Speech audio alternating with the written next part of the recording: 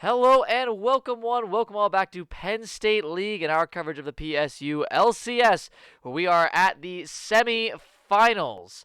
Our final semifinal, for that matter, as the Universe and King Kong versus Godzilla has already been resolved. The Universe taking that first spot in the fall 2021 finals. But tonight we have the Zoo versus Mitmach's team, both highly ranked in both of their respective conference, the number 2 from the white conference and the number 1 from the blue conference. Sticking it out, or the other way around, I might have those mixed up. In any event, however, once again, I am Infamous Trash, joined here by the one, the only, the Luniverse. What's up? Good to have you here, and we are just getting ready for draft in just a quick second, so I am going to play around with OBS and make sure that this will work, because apologies if the stream is a little screwy. I had to move my computer home for Thanksgiving break, so we are operating on limited facilities tonight. We are going to try to make this work, and we are into the draft. Be pretty fun to see what these two teams play because I've played with both these junglers before, and they're mechanically pretty good, but they also enjoy a good coin flip. So we should have a very action-packed series today. Yep, should be something to look forward to. Got on one side, you do have, I believe it's NFT Collector is the current nameplate on the jungler.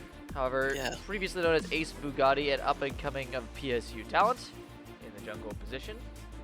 And so far, it's enough. No jungle bans really levied out here. Looks like going to be mid lane bans for the Zoo so far with LeBlanc and Trundle. And finally, Mitmach's Graves taken away. But that means we got Karthus open, which I believe has been banned against Mitmach every single game this season thus far.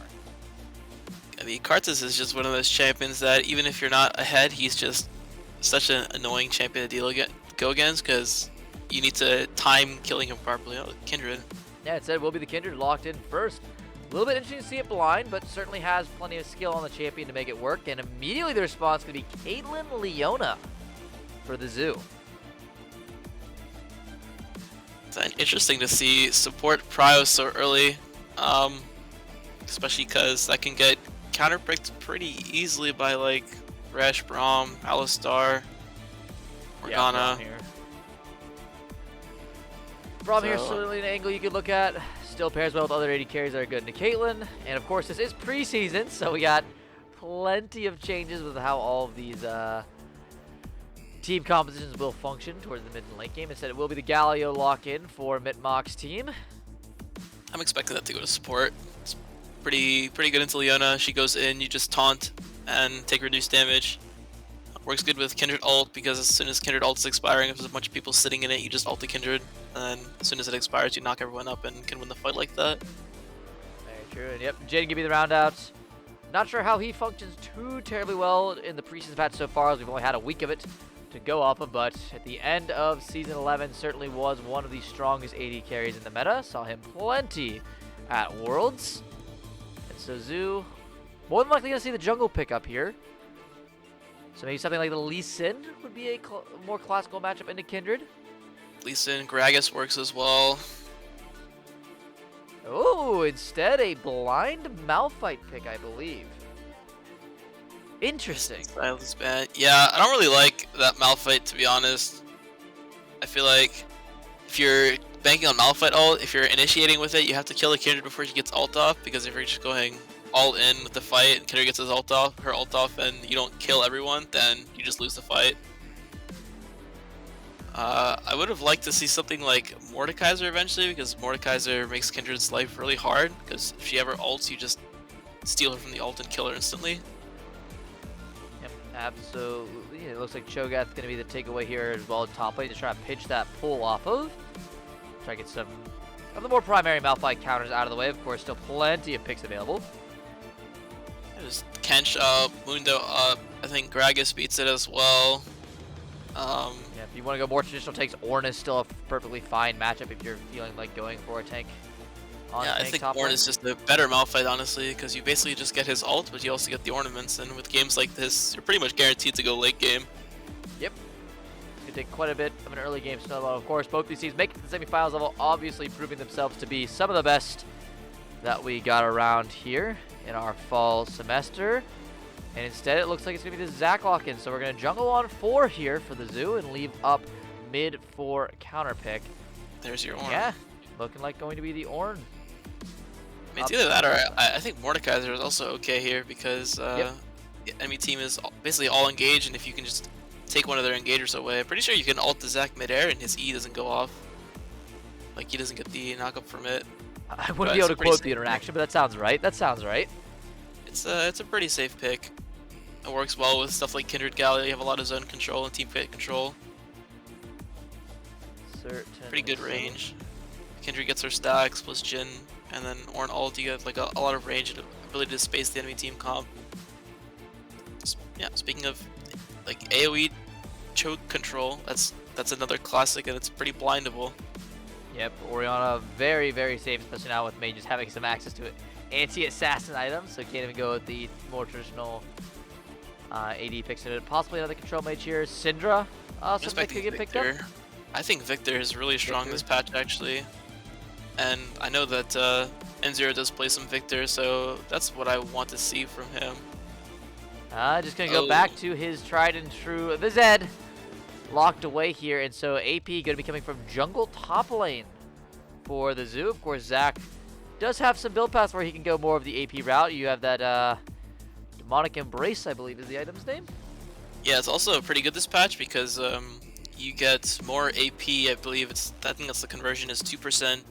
It's like bonus AP per percent HP you have, bonus HP. So stacking HP is pretty beneficial. Thing that could be hard for the Zed though is like you have a pretty good amount of CC in the enemy team. You have the Kindred ult you have to get through, but if he plays around his cooldowns well, the new lethality item. I did play a game of Zed and solo queue yesterday, and I think my ult was like, even without the new item, was like 30-second cooldown. So you're just with Axiom Arc, you're just be able to ult forever. It's really broken. Yeah, that seems a little nuts. Especially if you have 3 squishy people on the enemy team. If you get like a Zed combo out and can force Kindred ult early, can really change the way team fights are played, especially if Kindred can no longer play with the confidence of being able to save herself. Yeah, can certainly change how the game goes. And just looking also onto how these teams have played in the past, both no strangers to the contest, of course, but looking for early aggression out of Mitmach has been the primary carry for this team, with the supplement in the mid lane from Apto. Coming in here, should be piloting the Orianna this game. Very proficient at mid lane mages, champions such as that. Should be able to force some early game leads out of the mid jungle 2v2. And then on the other side, we got a little bit of an abandonment issue going on in the bot lane, where Ruck not one to stick around for the long haul. Generally speaking, tells Dr. Pooj he's going to get some milk, and we all know how that story ends. Yeah, I mean, both teams like to brawl early, but it'll actually be. I'm actually interested to see how they adapt to the new scuttle change, because usually if you're flipping plays, it's usually around scuttle, but it's really useless this patch. Or in preseason, they really gutted scuttle grab, so I think you get like 80% reduced XP and gold from it, so it's pretty worthless. I'm wondering, like, compared to just a normal camp, does it give less resources, considering maybe they're just gonna fight for fun and just it's that force of habit. Yeah, okay, true. we flip crab level 3, who cares? This is how we get early kill gold. It was never, we learned that the crab flip was never actually about the crab. That was just the jungler's excuse to go for it and drag everyone into the early skirmish. I mean, I've been in my solo queue games, I've been a victim of that, where I'm just farming in the mid lane, and then my jungler says, "I'm getting this crab, or we're gonna open." So, you know, not really much that I can do in terms of saying no. So just fight. Yep, it's a little bit of an issue with mid lane at the moment, but it has been for quite a while. We'll have to see if the adaptation comes through, or if it's just going to be business as usual for the junglers. And with that final lock of Leona, we get our rounded out team comps in client graph from top to bottom. Mitmach's team, Walk Job on the Ornn, Mitmach, of course, on his signature Kindred, Apto on Orianna, Lucianal on Jhin, and then only plays Trees, going off of the Ivern and going on his most played support from last season, the Galio. For Zoo, Zhang up in the top lane on the Malphite, NFT Collector on Zac, N0 Anonymous, Zed, another signature pick, Dr. Pooj on the safe, secure Caitlyn for the range poke, and then Ruck on the team fight engage Leona to kick things off here in game 1. And not too much of the spicy drafts coming in just yet. Normally you'd say Zed is the more odd pick in a 5v5 competitive context, but when N0 is on the Rift, it's certainly something that's always up and available. Yeah, I mean, it's definitely something he's really comfortable on, and I have my personal opinion on how to play this matchup mid. I'm actually curious to see if the Orianna plays it the way I do, where basically you want to play super aggressively level 1 and 2 before Zed gets his abilities, because that's basically the only time you win lane. After that, you're just kind of at the mercy of Zed and hoping he can't hit his combo. Yep. Quite true, and again, both these teams kind of selecting for that all-in team fight. You're looking for the 5v5s, Mitmach in the late game. Ornn bringing in ornaments as well as the ultimate ability to bring in Lamb's Respite on Kindred to really sustain against a lot of these engaged threats over on the Zoo. And that might be an interesting sticking point that the Zoo finds. We saw the Kindred face up on B1, who was completely first pick blinded, and then Zoo still opting for that all-in team fight engage comp with the Leona, with the Zac, with the Malphite, and then Zed and Caitlyn piling in on top of that. Tons and tons of all-in threat against a team that, for the most part, very good at dealing with that. Galio has a very good ability to play into engaged threats. Can peel back with the con, can peel back with the E. Jhin can get off of certain things, especially with the Gale Force. Quick dash away plus Deadly Flourish can leave you stuck in place, and then you're the target of further engage. Shockwave has good peel. Of course, I've already talked about Lamb's Fight and Call the Forge God. All of these things can be used for disengage as well as engage threats. Whereas the Zoo, you're looking at pretty much one go button here. You got Leona, you got Zac, and you got Malphite all ready to dive on the enemy backline, try to get picks, and then allow for space for Dr. Pooj to be able to DPS from backline, and N0 Anonymous to further pile on the damage, be able to hit all of those shurikens from the 3 Shadow ultimate combo, and try to burst someone out. So it's going to be a little bit of a battle of, I guess, execution on this one, see who can really play these team fights better. Advantage, though, in my opinion, heading over to Mitmach's team, just with the versatility of being able to both deal with the engage as well as still be able to pick fights on their own accord. Yeah, it's really on the Zoo to have really good coordination. I think one thing in their favor is the fact that they have a lot of CC that's not reducible by Tenacity or like Cleanse or QSS. Like, if you get like a Zac E into Q into R into Malphite ult, like none of that is cleansable. So if that goes onto the Kindred and Kindred is not able to cleanse or be able to use her ult before she just dies from all the CC, then their team it's kind of hard for their team to play. But if the CC isn't layered really well and Kindred does get the ult off, you can go Galio ult into Kindred, after Kindred ult into Ornn ult into Ori ult. So you have a lot of like very sequential CC layering, as opposed to the Zoo, which is all basically at the same time, or it's not going to work out. Yeah, very quick CC where even if it's not perfectly layered, it's coming in very rapid succession, which can be a little bit difficult to deal with, but at the same time, if you can't pull off that disengage, then you are very much out of cooldowns to work with. Yeah, another thing to note is to see whether Jhin goes cleanse or not. I'm expecting Jhin to go cleanse against Leona, but yeah, I don't see cleanse on him. I mean, I can't fault him too much, I guess, considering it's only really Leona Caitlyn, and if he has enough confidence to stay alive, then it's probably fine. I've seen a lot of ADCs going exhaust, which may not have been bad against the Zed, but that's actually what I wanted to see from Galio. I wish Galio would have won exhaust here. I don't really think that he has too much kill threat on this lane. Yep, definitely not. Galio should never be the one going in. Definitely has plenty of value into Leona, but a little bit harder for him to take the initiative in this one. However, NFT Collector gonna spot out Mitmach and Walk Job, heading in for some vision. Otis, no, picked up, so that goes, I believe it went to Mitmach, which is a little unfortunate considering that XP for lane can be very, very important on laners like Apto or Block Job. Get that early level 2 spike, but instead Mitmach gonna get a little bit of ward XP for himself, 10 extra gold.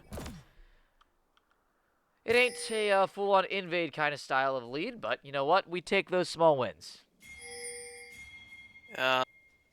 Just noting builds. Interestingly enough, the Zed opted for the Doran shield, which I don't really think that's a very good idea.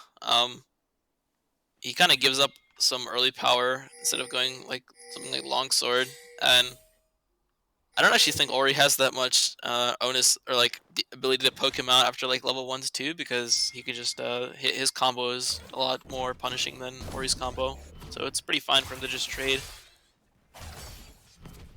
Yep, and it looks like gonna get some opposite side starts here. Both junglers starting on their respective red buffs, so we had initial bot side or mid look for NFT Collector, whereas Mitmach more than likely going to. Oh no, gonna try to go for the wall cheese, and it is warded, so they do have the spot here that Mitmach was looking to vertical. So that was actually something, yeah, I told Stu about that actually before, that a classic Kindred cheese is she'll go from red into hop over the wall to blue, so I'm assuming that's why he warded the pit to see whether Kindred would actually go for that cheese. It's interesting to see that the Zac is not really responding to this at all, considering he knows that Kindred is going for this buff. Yep, had 100% vision on it. He might look to try to just run right across with his only trees. Gonna get the taunt up on Ruck here. Luciano does have Deadly First, but it's a Leona, so just be a good trade in favor. Nothing really extra happening with that one. And yeah, gonna be Mitmach in advantage in the jungle, just gonna run straight to his blue side, knows it's all up still. Spotted out NFT going for his wolves. So actually we'll just run straight over to the enemy Raptors to take those away, and it's gonna be almost an entire 3 quadrant for Mitmach after all is said and done. So the blue team bot lane should really not die to this because you know that Zac is not top side, so the only place he could possibly be is bot side. Yeah, Deadly First doesn't connect. Rux managed to block that one out. Now the re-engage coming out here from NFT Collector. The heal is there, the flash away, but the Zac E was already down. And Dr. Pooj gonna pick up that one. First blood over to the zoo. Yeah, as a jungler, you're really upset about that death because you know that if that gank doesn't work, you've taken his entire top side, and you're going to be super ahead for the rest of the game. Just because he has to. Not only did Kindred eat the camps, but Zac has to come in, finish the camp off, so that's gonna kind of delay its respawn timer. So you also get to go back into your jungle and eat your own camps, and Zac is kind of wondering like he has nothing to do anymore. But kind of got bailed out with that gank bot. Yep. Is just going to, it looks like, wants to contest this crab against early scuttles, as you were saying there, Mr. Universe. Don't necessarily matter too much, so Mitmach is just going to go focus on his normal camps, collect those, make sure he's getting the maximum amount of XP and gold for his troubles. And he still has his entire bottom quadrant to clear out for that first set. Raptors, Krugs, what have you. Will lose the first mark, which is a little unfortunate, but has plenty of time and leeway in this game to start earning those back. Yeah, I'm hoping Zac actually builds a Dark Seal on this pack. Yeah. Especially with the need for their team of just getting this extra AP. There it is. Nice. Nice. Apto gonna have to be careful here in mid lane. Is out of mana, no corrupting pots left available. If N0 ever decides to take 6 or hits a good shadow combo, can just ignite for the kill. I mean, he has TP, so he should just TP back instantly on the wave and threaten to pull a freeze here because the Zed is really low. Yep. That's exactly the plan. You can get a little bit of chip damage there with the shuriken. There's only trees. Is a little fine, good buffer. So Ori did pull a freeze mid. I'm actually really impressed with that. Because she knows that the Zed has to reset, so he can't actually contest the freeze, and then he's just gonna lose minions because the wave is stacked. The red minions are stacked, so she should get an XP advantage from this and really smart usage of her TP. Yeah. gonna be great. Doesn't have mid priority just necessarily, so maybe a small window here with the bot lane reset that NFT and Ruck can go look for this Mountain Drake. Instead, looks like it is just gonna be a farm up camp. They have vision on where the Zac is off of that ward up toward Gromp. So pretty certain of where he is at the moment. Lots of things onto Dragon though means they might not be expecting the lane. Oh, they did spot him on the wave. That is unfortunate. So lots of time wasted here for the Zoo jungler. As he is just going to have to go toward topside, which means Dragon probably not going to be the target here for quite a few more minutes. As both these sides kind of working their way back out onto the map. Yeah, so as we can see from that earlier pulling of the wave, the Ori is actually up 20 CS, despite this being a pretty tough matchup, so kind of showing that superior wave manipulation can save a bad matchup. Yeah, and with that force of mid priority, the slow push forward is going to be the first Dragon here for Mitmach's team. Is the namesake and Apto going to work on clearing out that objective right quick. So a little bit later than 5 minutes, isn't a super early Dragon, but should be setting up Soul at around the 21-minute marker though. Zoo might have something to say about it, as 4 men coming down are just going to be able to secure this crab away from Mitmach. Dragon, though, going to go their way, start that early objective stacking, continue to get ready for that late game, as with Ocean Dragon up next, you still got Infernal, Wind, as well as Chemtech and Hextech. Hextech. We get something Pretty fun to play with the Hextech gates. It's definitely a little bit of an interesting thing. Some pretty cool flank angles that you can actually get from those in team fights. Yep. Most part of the game is kind of going slowly and according to most plans. Now, despite the early game camp fiasco, Mitmach only up 1 camp right now and a little bit of change. Killable. Yeah, if he pressed the horn. Yeah, that should be a dive angle if he just crashes this wave. Yeah, Mitmach in the area, taking away the enemy red at the moment, so trying to extend that camp lead as much as humanly possible. Though with N0 walking up, it might be Blockjob who ends up in the troubled state. Control Ward should spot out the Zed, so should have plenty of time to get out, but nope, he's engaged with the E and now is practically deceased. Will pop the horn to buy some time, but he's just gonna grab it on Malphite. Will grab the kill before N0 can come in with the Ignite, with the ultimate. Will be one in the back. Mitch, though, under tower, tanking up. Good shadow back. Mitmach, though, still grabs the kill with the help of some minions. With Lamb's Respite, will survive the turret as well. Does end up being a 1-for-1 in the overextension. Blockjob managed to trade one back, and Mitmach will finish off the enemy mid laner, and that is huge for Apdo and Mitmach's team. See some greedy jungling there. Didn't want to save his top laner with the ult, decided to save himself. I can respect it. He's it's like, I'm the carry, so I'm gonna make sure that I can get my kill, and everyone else is it's whatever. I was actually seeing wanted to see whether he would save his top laner with the ult, or if he was just gonna go for the aggressive play and save himself instead.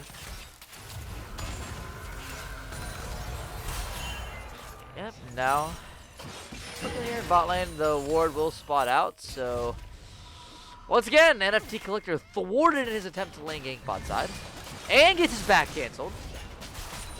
I don't know why he's backing like this. This is, oh no.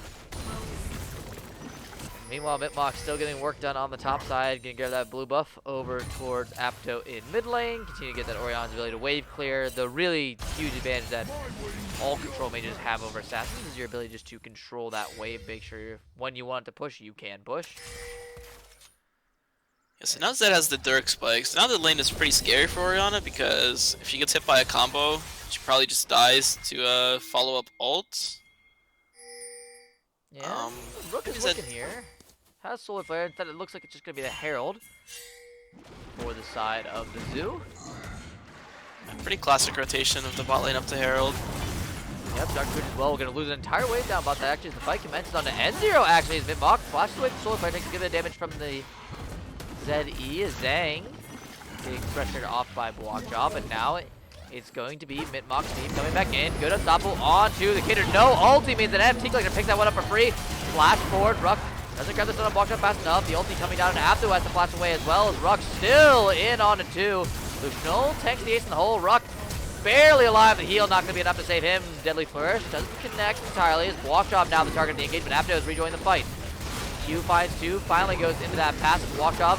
Can't find the E, going very low. Pooj has to walk away, but this Ornn is just so darn tanky that Abdo manages to grab the kill. No further trades coming back through. Ends up being a 1-for-1. It was pretty weird that they decided to fight there when the Zed was chunked early. Yeah. He got chunked, right? He didn't. Yeah, he got chunked. He had to reset. He had to reset off that. The Kindred mark is up as well. Yeah, Kindred mark is up. Mitmach, first one back out on map since NFT Collector died so late. Should be able to grab that one. Yep, does. As Ruck defending the vision. As is his want. Like a really positive play overall for blue team. Yeah, absolutely. I mean, getting extended the gold lead all the way up to 1 point. Oh boy, Matt. Sorry, on break I've checked out. 1.3k? 1.3k-ish, something like that. Some of you actual math majors can fact check me all you want. Go right ahead. In any event, though, with 9 seconds left, the Ocean Drake will be the side of the zoo that does have the vision priority over this objective. Block job also with teleport advantage in top side means that they can really bring full force to bear. Or it means that it's going to be a little bit harder for Zoo to actually fight it. If they don't have this control, they're going to go for pick on mid instead. There comes the ultimates. Shockwave doesn't find pretty much anything as Abdo just burns away. And with mid priority, can try to go look for this dragon. Will be a little bit of a death brush setup here by Only Plays Trees. Figuring out the ward. Yeah, it should be probably a free Ocean Dragon. Breeze thinking, right now, sorry for walking up past my tower. I shouldn't have done that. I mean, it's just like how playing a mage with no flash goes. Really smart roam there by the Leona, knowing that the Ori has no flash. So there's really nothing she can do about the ult. You just make her dodge one way. She's gonna die anyways, especially because Zed, as long as he hits like a Q, will be able to provide the follow-up damage. So overall, really smart roam there by the Leona. Yep. Again, this has been the style point. This has been the main contributing factor to the Zoo's later, especially later success. PSU LCS season has been Rook roaming up toward mid, freeing up N0 Anonymous, and really unlocking him on the map. NFT Collector previously aced Bugatti, that's supplemental help with these kind of engage or pick champions to really just continue to push that one forward. Pick trading in the top lane here means that the wet noodle fight shall commence in earnest. So it does look like Herald started up by Mitmach's team. NFT Collector gonna sniff this one out. Zhang also checking down, has the unstoppable force. He can find an angle here as Mitmach already not half HP. Knocked up and instantly burst. Abdo now the target. Zed ulti down. Phasers gonna try to get him away, but NFT Collector just waiting. Won't decide to re-engage just yet. And the pick is made. Possible extension here onto Block Job. Nope, just clearing out the blast cone. Gonna head back towards this Rift Herald, towards the crab with the Kindred mark. And big win for the Zoo there, trying to close this gold lead down, continue to attempt to contest these objectives, and most importantly, N0 Anonymous picking up another kill now, 3-1 on the Assassin mid. Starting to become a bit of a problem for Mitmach's team to deal with. These squisher champions, Abdo, Mitmach, and Lucian are going to have a very hard time to really play these team fights without that Lambda Spike cooldown. We just got to see basically why this game can be so hard for blue team, because the Kindred just got Malphite ulted in one shot, so the only real way to play that other than that is just to preemptively ult the Malphite ult and basically play on reaction, but that's pretty hard to do. Yeah, reaction time, especially as this is not a native server thing, is pretty hard. It's N0. Good shadow away, but the shockwave will fight him in the end. Ignite comes down, burn, burn, burn, and the shutdown does come through as usual now. Getting CC down here in bottom lane. Dr. Fuji come over and take that away. Says thank you for the kill, jungler support. I totally did the work there. That should be bot lane tier 1 pretty much destroyed here. However, going to be traded likewise in mid as this Herald laid down by... Actually, yeah, by Mitmach's team. I didn't even notice they got the Herald out of that play somehow. So yeah, gonna get charged off on the tier 2 mid as well. So really gonna push that objective lead here, especially if this one falls. Engage here in top side, not gonna matter too much. No, gonna go for the full commit. Ultimate explode, walk job, grabs the unstoppable, but not gonna matter. And that's gonna be a solo kill in the top lane for Zhang. A little bit of questionable play going on. I think the Ornn took like 3 tower shots randomly. I guess it was Sunfire.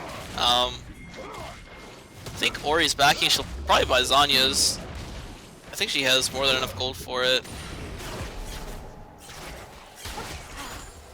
Yeah, she should have enough. Yep, that's the completion. So very early Zanya's Hourglass. Oh, never mind. Sells it as Lucianol in here in bot lane. And yep, goodbye, sir. Your heal was completely wasted.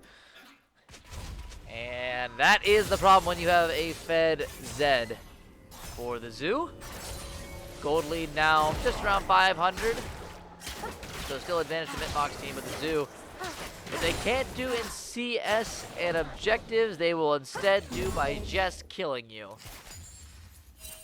I mean, Kindred is up 30 CS, and she's just gonna probably go up even more. She clears really fast, looking like another mark. Yep, grabs it with Smite. NFT Clicker can't find the Q, so now might be in trouble. E is down, so that execute damage coming through, but not doing quite much of anything as the tank item is completed, and NFT Collector picks that one up very easily. Some assist gold there on Dr. Pooch for the Gale Force forward.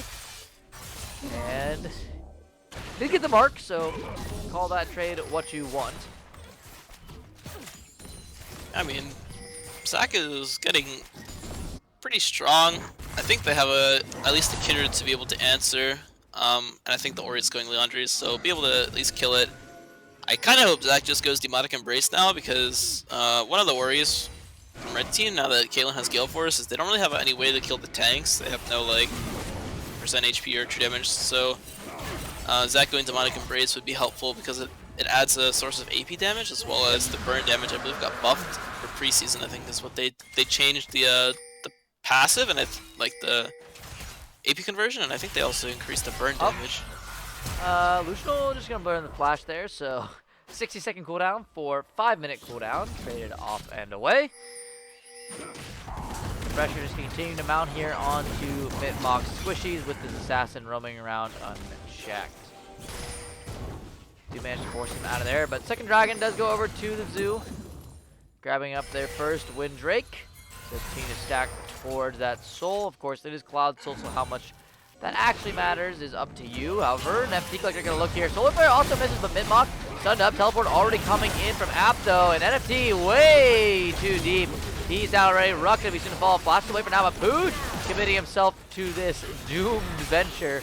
Having a Gale Force out, Mitmach claims the mark, immediately lands the spikes, but it's more or less just a waste of cooldown as Dr. Pooch falls down. Apto collision with a double kill as now, and Zero looking for a kill on Illusional does manage to trade it back. Still though, a 1-for-3 Mitmach's team certainly in the advantage there, and actually might be able to secure that tier 2 mid with how low it is. I also think you got another mark from Gromp, so mark check at 5. So, yeah, 7 is when Kindred gets really strong. Yeah, gonna get this tier 2 gold as well. That's good. Then Zero knows the Lamb fights down, trying to go for it, but can't find the Qs. And with that one, the slow, the red buff, oh, beautifully dodged away. But now Ruck committing himself for his mid laner's sins. Should be falling here. No, does manage to survive with the appearance of NFT Collector, who now also might die for his mid laner's sins. And Zero finds the ignite, but will it be enough? Mitmach trying to trade back, can't find it. Pooch claims the kill. Is now top lane. The wet noodle fight is getting intense. The brittle comes down. Oh, but he doesn't double proc it, so Zhang with a chance to escape. NFT Collector going forward. Block shot, one more on tech will do it, but the slow is too much. NFT Collector will collect that one for him. And Zoo, they lose one team fight and they answer back in every single possible way imaginable. Grabs the mid laner shut down. Grabs, or mid laner kill, sorry. Grabs the kill on a block job up in top lane. And with that, gold lead back to around only 1,000 for Mitmach's team. I mean, like we said, banger series, a lot of action. The Zed ult was a little sad. It's fine, happens. But the first Zac E actually got both Kindred and Ori Flash, so now they're playing with no Flash on basically all their carries plus the Ornn. So if Zac E comes in, it's pretty, in my opinion, easy to hit the Zac E. So it could potentially be trouble for blue team if they're in a bad position with no Flash, and there's a lot of just pretty easy to hit hard CC on the side from red team. Yeah, I mean, if that bot lane, we saw the CC come out, just unfortunately didn't connect the Solar Flare as well as the Zac engage going way wide of their respective targets.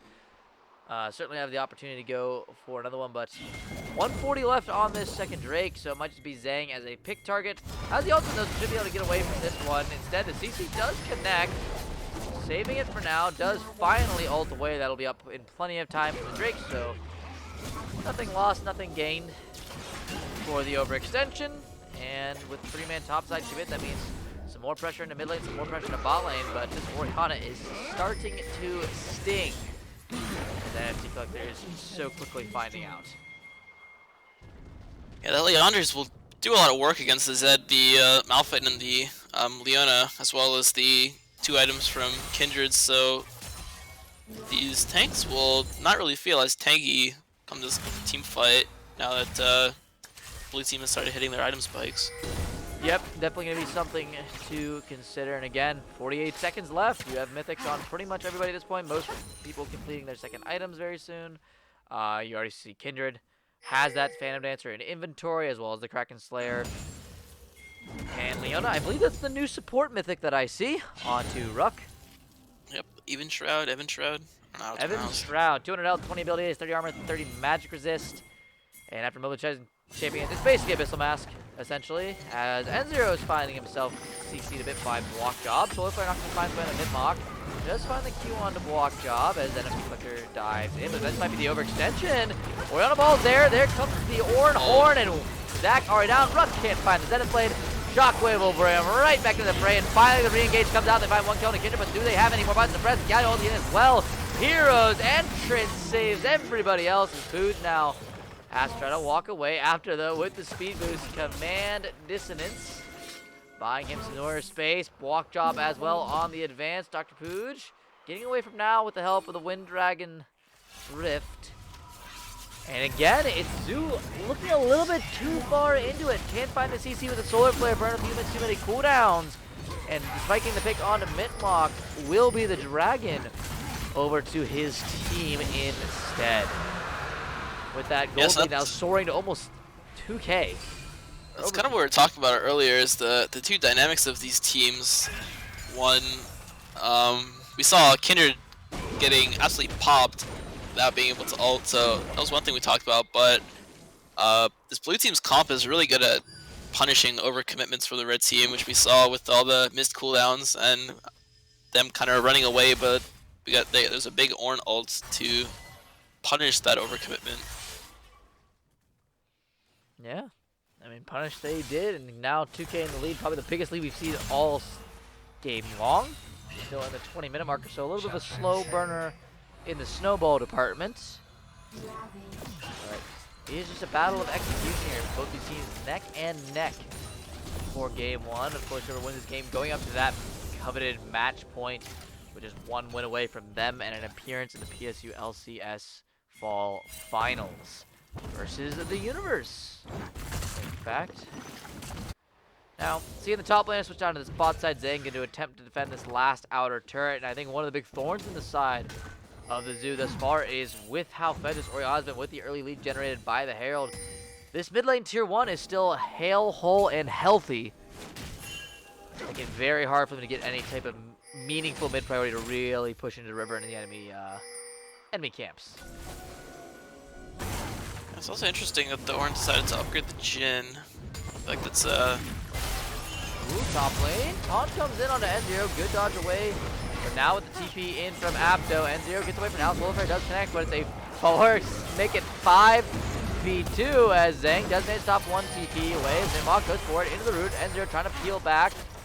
One more curtain call could be curtains for him. Instead, just manages to get away. So will be a lot of buttons pressed, a lot of cooldowns burned. Now looking for the red buff. Mitmach engaged on. There comes the sun, and he shut down Ruck will pick up that one as Luciano finally got the kill in response. There comes the ace in the hole, blocked by Apto. Re-engage here from NFT Collective, but there's a shockwave to greet him. Does find one kill. And Phase Rush can allow Apto to get away. The shutdown, though, possibly still under contest. Bot lane, the dual fight continues. NFT Collector flashing away, has a passive, but Luciano currently target. Pooj, not sure who he should hit, not sure where the odds actually go, and Luciano able to find that kill. NFT Collector trades him back immediately as N0's come back all the way from base. Apto attempting to retreat under tower, but here comes the ultimate. Zanya's Hourglass gonna buy some time. N0 just gonna wait it out and grab that 600 gold payout. And somehow, with the overcommit onto the red buff, it will be the Zoo who comes out on top and puts us back down to a sub 1,000 gold difference. A lot of action there. Once again, we saw the Kindred not pressing R, or rather unable to press the R. So, once again, probably want to see some preemptive ulting, because once you get hit by 1 CC, you're probably just going to die. JCC.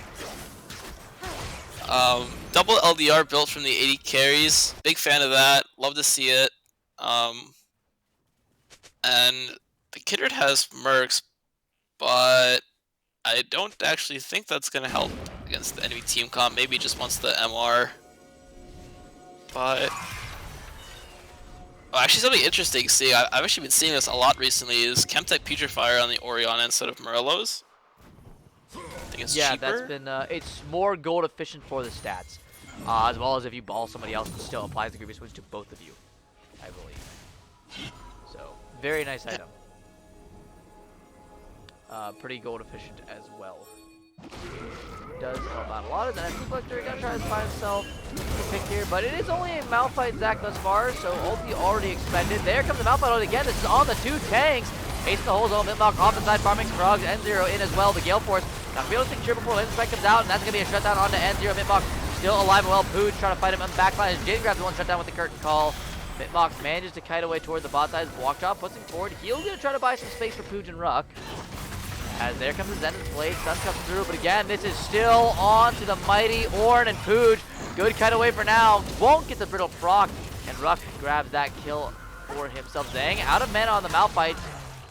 These 80 carries doing so much damage. Has to be careful as Ruck blocks the resets for Dr. Pooj, and it will just be a trade of blows and a top lane tier 2 for Mitmach team, as Apto not deciding to join that fight. Dragon priority with Mitmach still alive, going wholeheartedly to their team to put themselves on a soul point. And this time, Ludiverse, we get kind of a weird situation. We get with the engage connects from Zhang, from NFT, from N0, from Ruck, but unfortunately, it's on to Block Job. And this Ornn now with 2 items in inventory, extremely tanky without any meaningful source of AP. Currently on the side of the Zoo. And so we have a very odd situation of you get all the engage, you do everything pretty much correctly in terms of your actual CC, and it doesn't amount to naught as Lucianol could Gale Force away from mid. Yeah, like I said before, would have really rather see a Zac going Demonic Embrace. Like you said, there's like no AP on their team, so he would have actually been a pretty decent source of AP with that. Previous fight, a little messy. As you said, they engaged onto the tanks, and oh, now they're engaging onto the 80 carry. That's a move, mighty improvement. Mitmach chunked out on the backside. N0 actually gets the kill. I think it was the Death Marks that ended up popping him.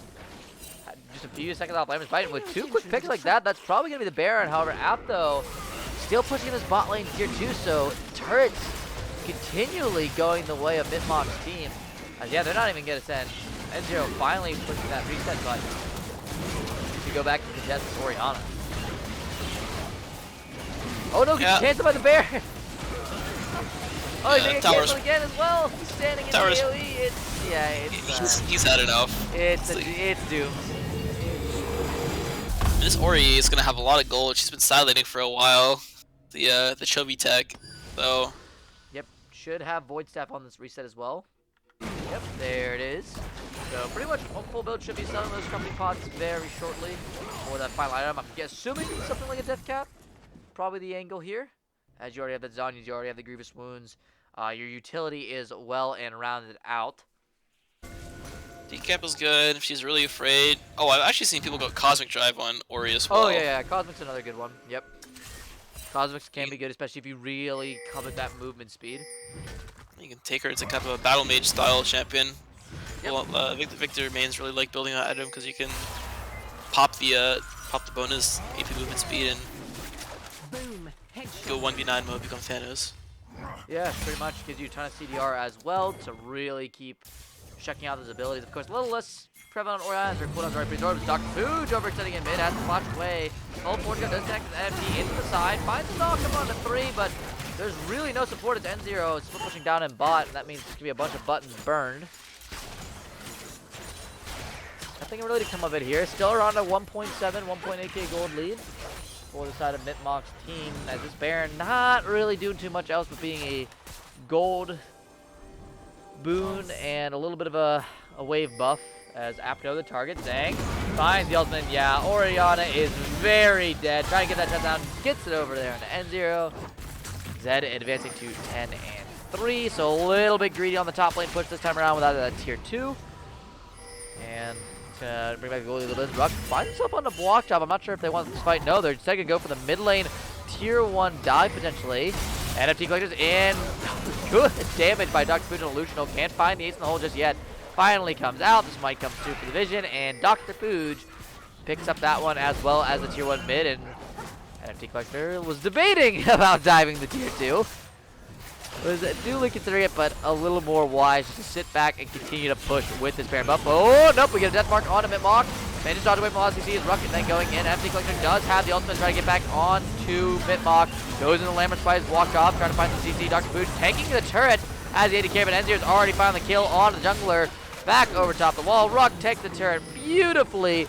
It is a full 4-piece for the side of the zoo coming out of pretty much nowhere. Those low health bars still have to be careful around Apto. One good shockwave can end it all as the Malphite ult goes wide. N0 can't find a way on. Oh, it's so tantalizing close. There's a death mark on Apto. Dodges away from. Oh, nice shurikens. And there'll be a curtain call to buy some time. Zach Passive gonna be okay for now, but Lucio walking up into melee range of Leona, man. What are you doing? Rush goes down. It's a GG go next fast. We're gonna file in one at a time until the game just ends. Nexus turret, 1 falls down. Nexus turret, 2 up coming right now. through. Oh, Be good careful. taunt. Fooge grabs that 1 kill. NFT most certainly going down as Mitmach defends the final Nexus turret with the So overcommit. Zero's actually about to get ult up again. I think he ulted 2 times Yes. in that fight, and he's about to have ult up He's gonna again. try to go for Mitmach again. He might just die though from this. Nope. Yeah, Death he's mark. dead. Ace in the hole, and that's a kill. I mean, Well played. yeah, and it's already 2/3 of the way up again. Yeah, Ultimate Hunter plus CDR is something else, especially when you have yonder new mythic, the Axiom Arc.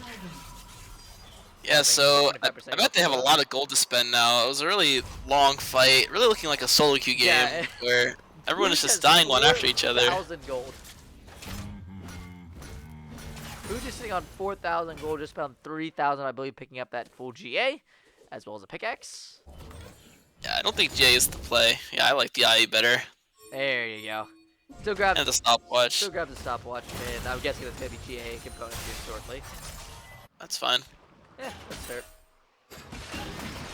Either way, big turnaround there.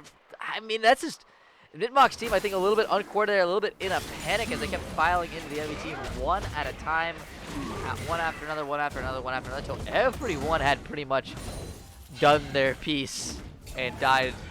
Now left with mid inhibitor down, 1 Nexus turret dangerously low, and for the first time this game facing a meaningful 3+K gold deficit.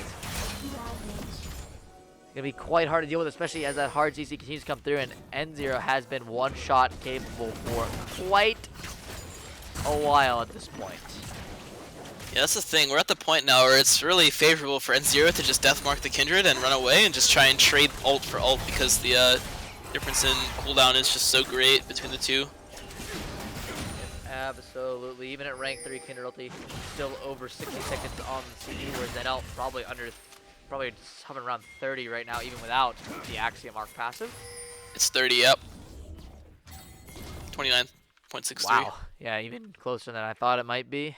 And it will just be the siege onto this top lane team. Of course, no Baron buff up, so sieging a little bit difficult, but they're going to go for the engage on a 2, and the CC is there, but there comes the Lambda's fight. Going to buy a lot of time as Lucianal still alive. NFT Collector will be traded back for time as N0 going very low. Finally gets the ult on Apto. Hourglass going to buy a little bit more time, but it should be just a pickup for Apto. Zang falling as well. Block job grabs a kill onto the Malphite. Now Old Blade looking for the re-engage.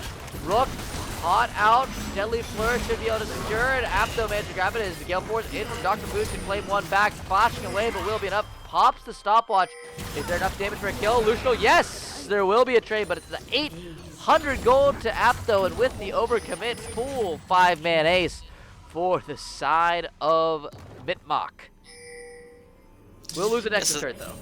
That's exactly what we were talking about, where unless you're able to kill the Kindred in one shot, she got her ult off, and the Galio ult, and the Ornn ult, so it was really, I mean, the fight was pretty easy after Kindred was allowed to stay in her ult, because you burn all these cooldowns and try to kill the Kindred, and if she doesn't die, then it's just a positive trade of ult cooldowns. Made it pretty easy for blue side to play the team fight after that. Yep, a bit of an overcommit there, diving that tier 2 with Lambs or Spite still available. CC layering not exactly there. Mox still does pay the price, descending to 5 and 10.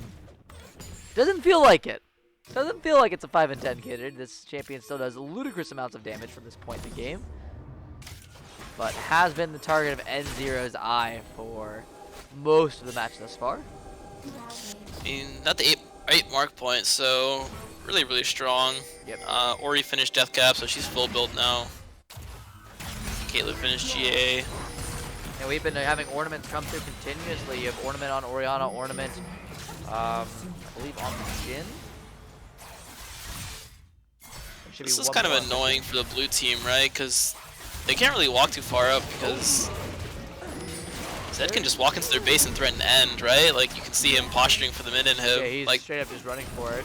Red team just needs to probably peel off right now and just let the Zed get the inhib. Just don't die. die. Who's in a very bad position here as he is already pretty much dead and out. Goes in the GA over the wall, luckily, so we'll be able to buy a bit more time as Mitmach engages upon by Zang. Has the Lambda's fight still, so is perfectly safe to do this. Lucianal grabs one, the mid inhibitor should fall, but what's the cost of it? Lambda's fight finally coming down. Pooh's gonna try to DPS to the side, but NFT Collector not long for this world. Ruck going in as well. No, grabs a kill to Mitmach, and now NFT Collector healing so darn much. The Zek with a double kill. Where is this healing coming from? Finally, Pooch falls as Apto. Now, Death Mark down. Good stopwatch to burn some cooldowns. Ruck on the backside as well as N0. Can't get a kill just yet. Has to get away from the Ornn. Taunt comes down on Ruck. NFT Collector still on the backside. Apto goes on a rampage. The extended fight continually favoring Mitmach's team. NFT Collector over into the Raptor Pit to heal up just a little bit. N0 able to get out with his life as well. Might look for the re-engage. Has another ultimate available. Just in a few seconds. Instead, we'll grab the slow and back off. And now gold practically even, but it's going to be a Dragon Soul over to the zoo. Wasn't really watching the fight. I was kind of just looking at mid lane. Malphite TP. Not really sure what that was for. Guess just to help finish the dragon. Mitmach team should just run straight Baron because they can't let the red team get Baron. It's really hard for them to play if red team gets Baron. Yeah, absolutely. So they'll probably take advantage of reset timers, the fact that they have to clear the bot wave. Yeah, they'll just go Baron. Smart macro play. Yep. That should be able to do it really fast with Kindred Orianna. Even Jhin doesn't give it damage. Shoot is big for the worm at this point. Yeah, this one's dead before ready to rotate, but Zang, 3-man on the ultimate. Trying to get some damage there on Apto, falling very low, but Zang not long for the floor. That P Collector is in. Lambda's fight buying even more time. Zach will not be able to push anyone out. Here, Ender's coming in, only finds Glenn Ruck, and Mitmach finds another kill. Dr. Booch in melee range of the Galio, not where you want to be, my friend. Taunt comes through. Ruck trying to peel away. That's actually on the Nexus right now. N0 can't end the game. Pooge, though, with a double kill, possibly a third as he grabs, with the auto attack. 3 kills on the backside. Yep, Ori went to try to get the inhibitor bot side. Should be able to get the one with the Baron still alive and well. Orin able I to actually defend the think she base. can end. Possibly. We'll have to see I if Pooch can defend. Doesn't have the I ace to don't think hold that just Caitlyn yet. respects her damage, so No! My goodness. Caitlyn actually can't hold Ori at this point. Yeah, It's it's really 17 hard. seconds on Orange should Zhang. just TP right now and just finish the. Yeah, it's probably GG for blue side. Block drop still not TPing just yet, so he's staying for the base. He needs to Apto. TP on like just He TP. has a cannon minion. Ult? That's just command attack, not even dissonance. He's gonna go for the shield, playing this one mean, as safely as possible. Zhang respawns. Could have possibly ended. Flash forward. Malphite finds it, and that will be a shutdown for Dr. now Fuge. Red team can just run mid and end the game. I really don't know why they didn't just commit to end the game. Like, if Orange just walks and takes the tower, Caitlyn is not going to do any damage to him. Yeah, So that's a little bit insane, especially considering died with the ulti available, as well as stopwatch. I'm not really sure what the Orange was hiding on his Nexus for, but yeah, they're posturing forward because they can't let them walk into the base. Engage though, actually coming inside is Ruck. Jet immediately tags as well. Mitmach grabs him at N0. Jetting one back on to get Lucian now the target. That's gonna be another kill, and now they just have the Ornn and the support left remaining. Food up and alive means that these two There goes Zed. yeah, running it down mid. Yeah, heading for the that's enemy GG. Nexus. Yeah, this one was much closer than I think it had any right to be thus far. And it will be N0 finally grabbing the last hit onto the Nexus in a 41-minute slugfest. It's the Zoo that comes out with game one. I mean, it was a banger for sure. Lots of back and forth, some confusing play, some good play. You know, it was a mix of everything. Yeah, definitely a. It's been showing why these teams are in the semifinals. They're both playing to such a degree that they should be pretty even on the competition standpoint, and that's definitely the case, at least in game one. Again, Zoo advances to match point off that match, so is in a position with one more game to get themselves a spot in the final.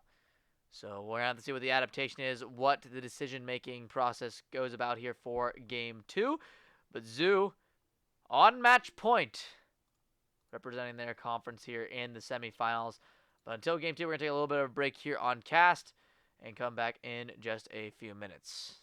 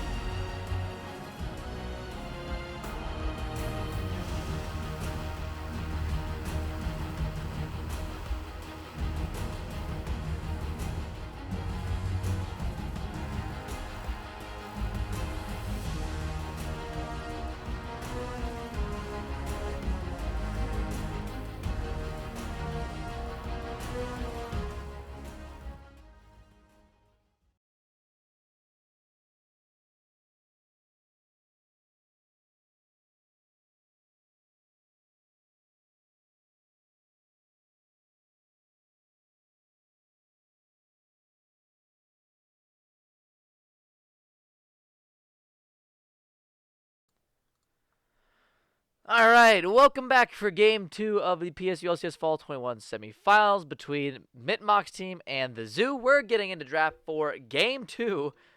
Started up pretty quickly here, so we're going to transfer over onto that one. And we'll have to see what the adaptations are as the Zoo taking Game 1 in a 41-minute slugfest of a match. Certainly something to be held as so far orders are exactly the same. Yeah, I think bans are same, except the Mitmach team swapped the Echo ban for Z ban. Everything else is looking like it's the same. Yep, and Galio on 2, very similar to last game, and now the question is, do we see the Jhin answer into Caitlyn once again? Luciano didn't look that terrible on the champion for certain, but Zed just makes 80 carries that are immobile and don't have things like wind walls, very hard to play. Okay, we got a Vayne. Honestly, you know what instead of the Gallia, I would have liked to see a Taric instead. I think Taric is really good in this lane. Also works really well with Kindred. Just Taric ult into the in the Kindred ult, and then after you're all immune, can't die. Sounds really broken to me, but Gallia does the same thing. Same thing again. Yeah, it's same draft for the Zoo. It might just be a straight up run back, but with Vayne now, Malphite gonna be a little bit less on the tanky side. Yeah, I mean you have double tank shredders already, so yeah, I don't banning away Zac as well. I don't actually think the Zac ban is that necessary. It's another one of those scenarios. Unironically, just play better and you won't need to ban the Zac. But true, you have Condemn, you have plenty of ways to dodge this guy's engage to get out of his combinations. It's a little bit redundant at this point, especially again, like you said, already having the 2 tank shredders selected means that this champ is just going to melt. We saw Mitmach alone, even from 5 and 10, doing that in the later game against a full tank Zac. Lee Sin ban, though, a little bit more on to, I wouldn't say on theme, but definitely something that makes a little bit more sense with the ability to knock out Kindred. Instead, going to be the Echo taken away. I think that's smart. Another one of N0's comfort picks. No longer has any assassins left to play. So we'll see if he does opt for the mage mid, like a Victor. Yep, Victor is definitely an option to be had. Of course, couldn't looked upon here. I'm expecting more of the jungle pick to come in on 4 for Mr. NFT Collector. And it will be the Xin Zhao, so going with a little bit more of a Season 11 early game jungler. Worked fairly well, is very hard to cut away from. And this time, we get the Mordekaiser for Mitmach's team into the Malphite. I like that pick. Gives you a source of AP damage as well in case the mid laner doesn't want to go AP. Helps eat some of the engage. Since that goes in, you just get Mordekaiser ulted. His ult doesn't do anything against that. Yep. And with Twisted Fate being locked in here, I mean, you still have the heads up. Rise is still available if you want to do the counter like semi-global. Victor has a much better lane than TF does. And we get full AD team, part 2.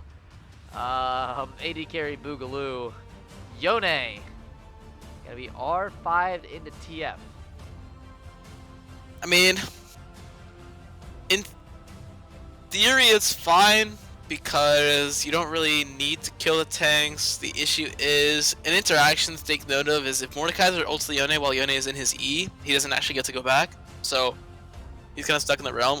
But on the flip side, I'm pretty sure Yone E, the snapback, can immune Mordekaiser ult if he times it well. So yes, the snapback will immune Mordekaiser ult. Same with all the other kind of ultimates like that. The same thing with Malzahar ulti, etc., etc., etc.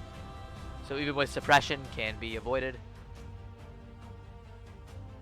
But once again, have another source of like CC that's not cleansable. So Malphite ult into Yone ult on the Kindred, and she'll just get one shot.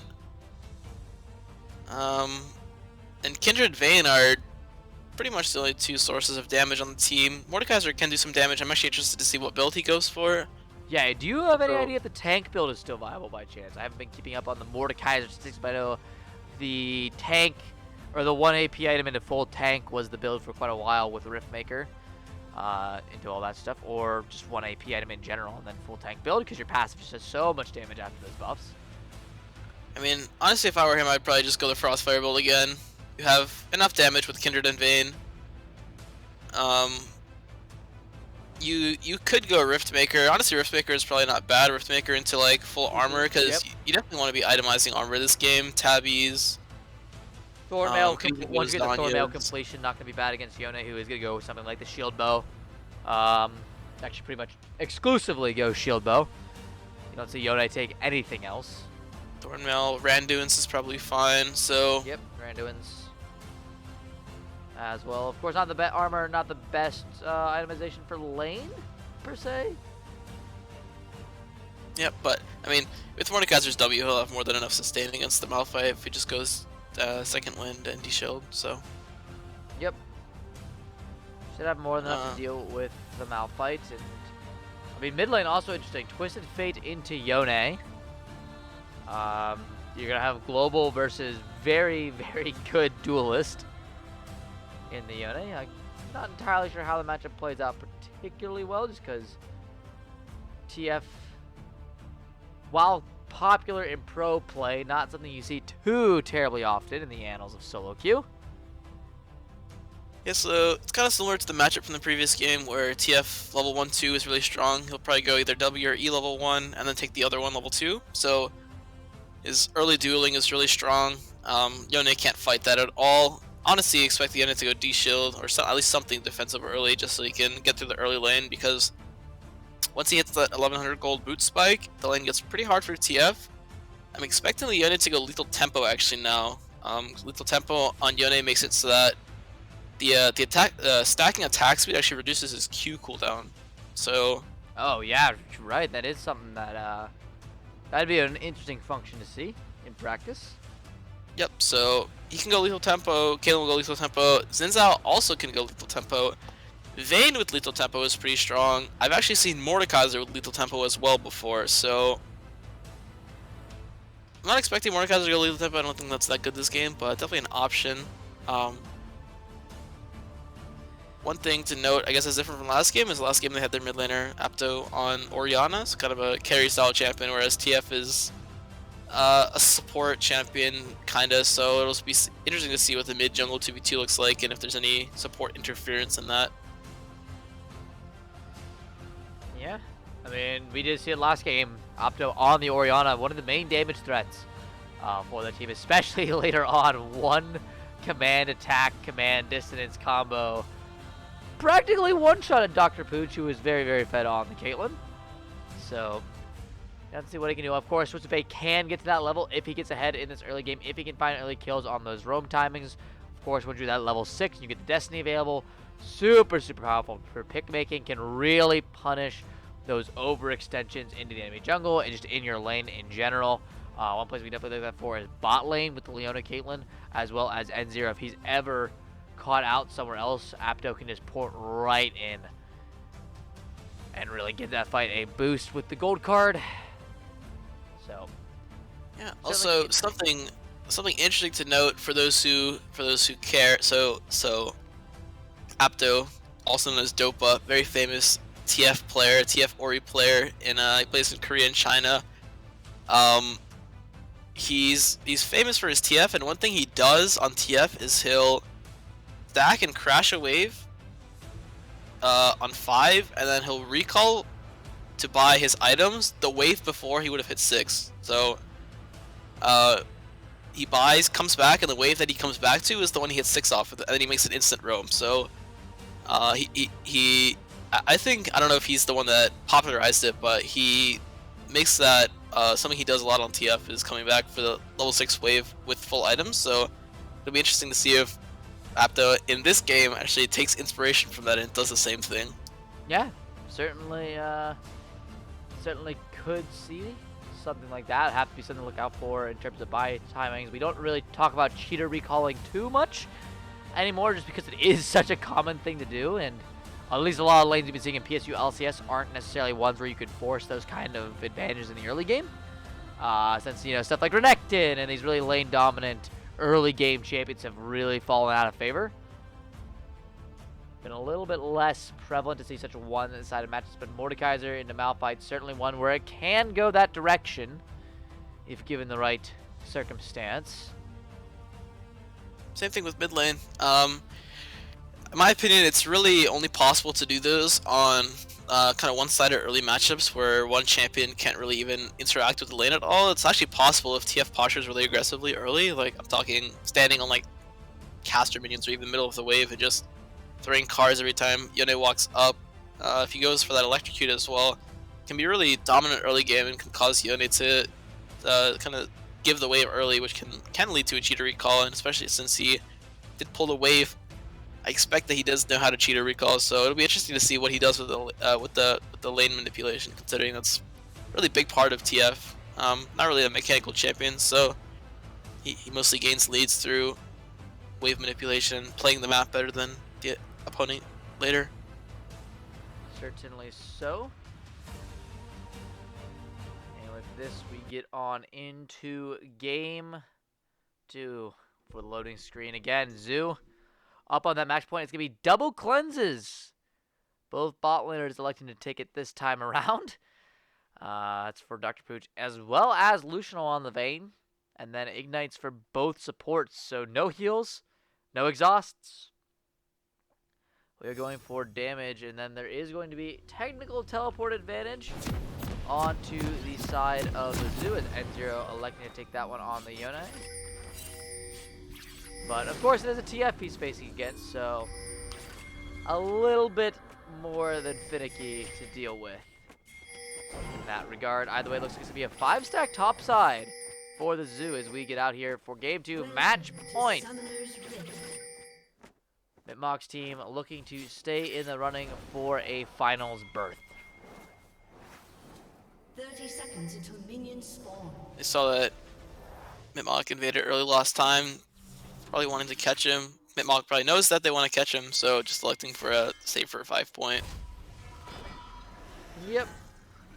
And not going to be invading provision bot side either, so it's just going to stay completely blind to this one. Of course, going to see, NFT Collector come out there on that ward, so do have an idea where the jungler is starting. So you might see Mitmach try to go for that vertical style again. Again, if that bot lane gank didn't work in game 1 for NFT, was going to be a detrimental early game, considering it would have been almost a full 3 quadrant minus the red buff. So, Ruck placing that ward over there, and Dragon Pick going to make sure that the very quick level 2 route isn't available for Mitmach. And with that, we have a very similar start and a cheese start topside for Block Job. Well, the wood was there last time. They saw him, still didn't do anything about it. Looks like he will go for the more traditional, just bot the top clear. The TF actually has Ignite and Electrocute, so a very aggressive setup, which I could definitely understand in something like this. You can really garner a strong early lead if the Yone gets overconfident or missteps. You can really start punishing it early, and has a pretty good amount of kill threat early as well. Well, it's going to be W start for only play stream bot lane here, so actually going to mean most of the way prior to going over to Pooj and Ruck. Range, of course, available for the Caitlyn, and with Con start, Galio can't supplement that clear or poke damage on the enemy backline with Q. So it is going to be priority over to the Zoo's bot lane. And with how NFT Collector is pathing, should mean Bot Crab will go to him for free, however little it is currently worth.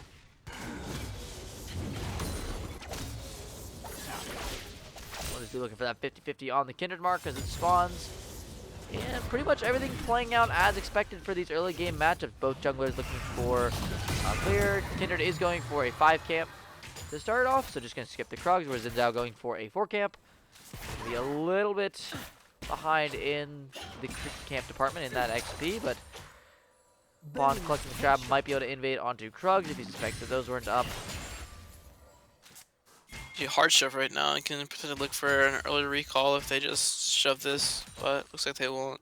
Yep, looking for where this Kindred mark spawns, and it will be a 50-50 in favor of Mitmach as his first crab spawns top side. With that, actually quite a big early gold lead as well, about 500 gold already in the pockets in advantage for Mitmach's team. Of course, all that coming in topside, 10 CS lead that's going to continue to expand this wave, slow pushes away, as well as mid lane, small CS lead jungle.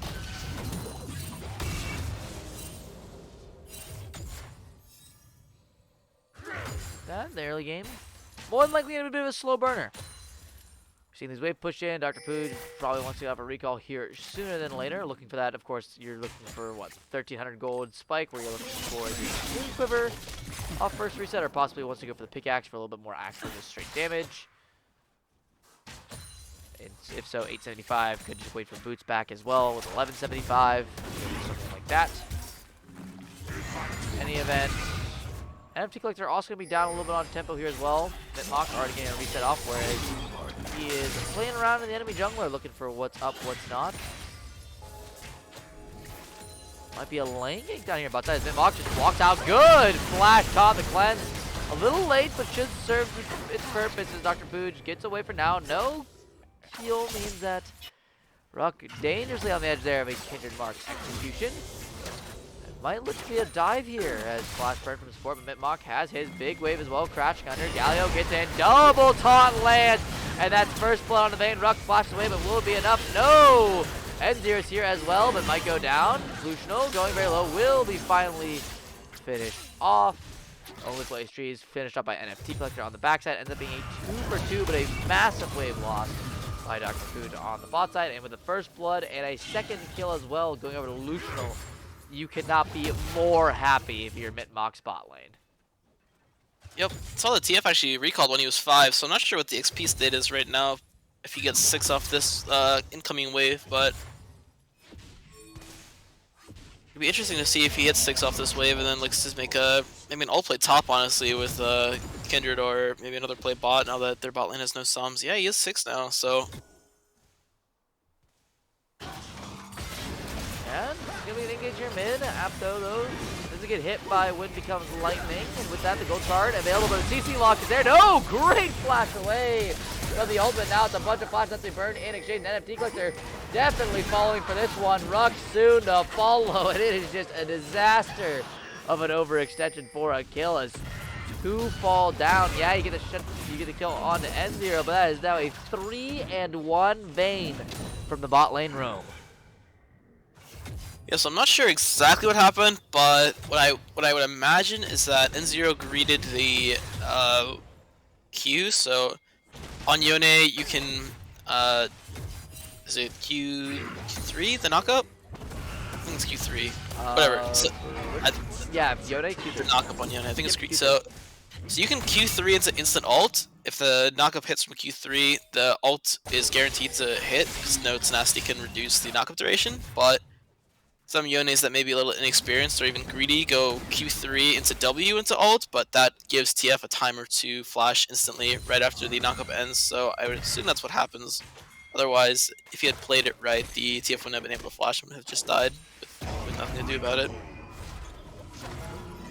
I mean, Flash bought so much time, NFT Collector having to force way too deep with the flash expended, and just falling immediately afterwards, so. Pretty good there for the side of Mitmach's team. Over 2k gold lead in this early portion of the game, and all of that gold pretty much on the Vayne and Kindred, exactly where you want it. Can now keep going for that 2-person damage comp, although Block Drop in the top lane is going to be going the Riftmaker tech, so has that Leeching Lair in inventory. Definitely start to do some good with that as Apto. In danger here in mid, has Mitmach in the area as N0 finds knockup, finds Mitmach as well, realizes he has to get away as NFT Collector, he's got no way out of this one. Red buff burn is there, and Mitmach collects the collector. Should be able to go for a free dragon here in the bot side as stands over block job, finds Zang an ultimate, connects with the obliterate, which means this Malphite just waiting this one out to ult away. Needs to ult here soon, but flash forward. The burn not gonna be enough. So actually manages to get block jump flash forward as well. Pretty well played by Zang. Oh, but TF looking to make it an even trade. Finds the Q, finds the outtech and the electrocute to do it. Apto grabs a quick kill top lane. And now will be able to reset, force this Malphite to lose way more than he thought he would. No TP available. And this game all going the way of Mitmach's team. And that lane is starting to get brutal, almost a 30 CS lead to the Mordekaiser.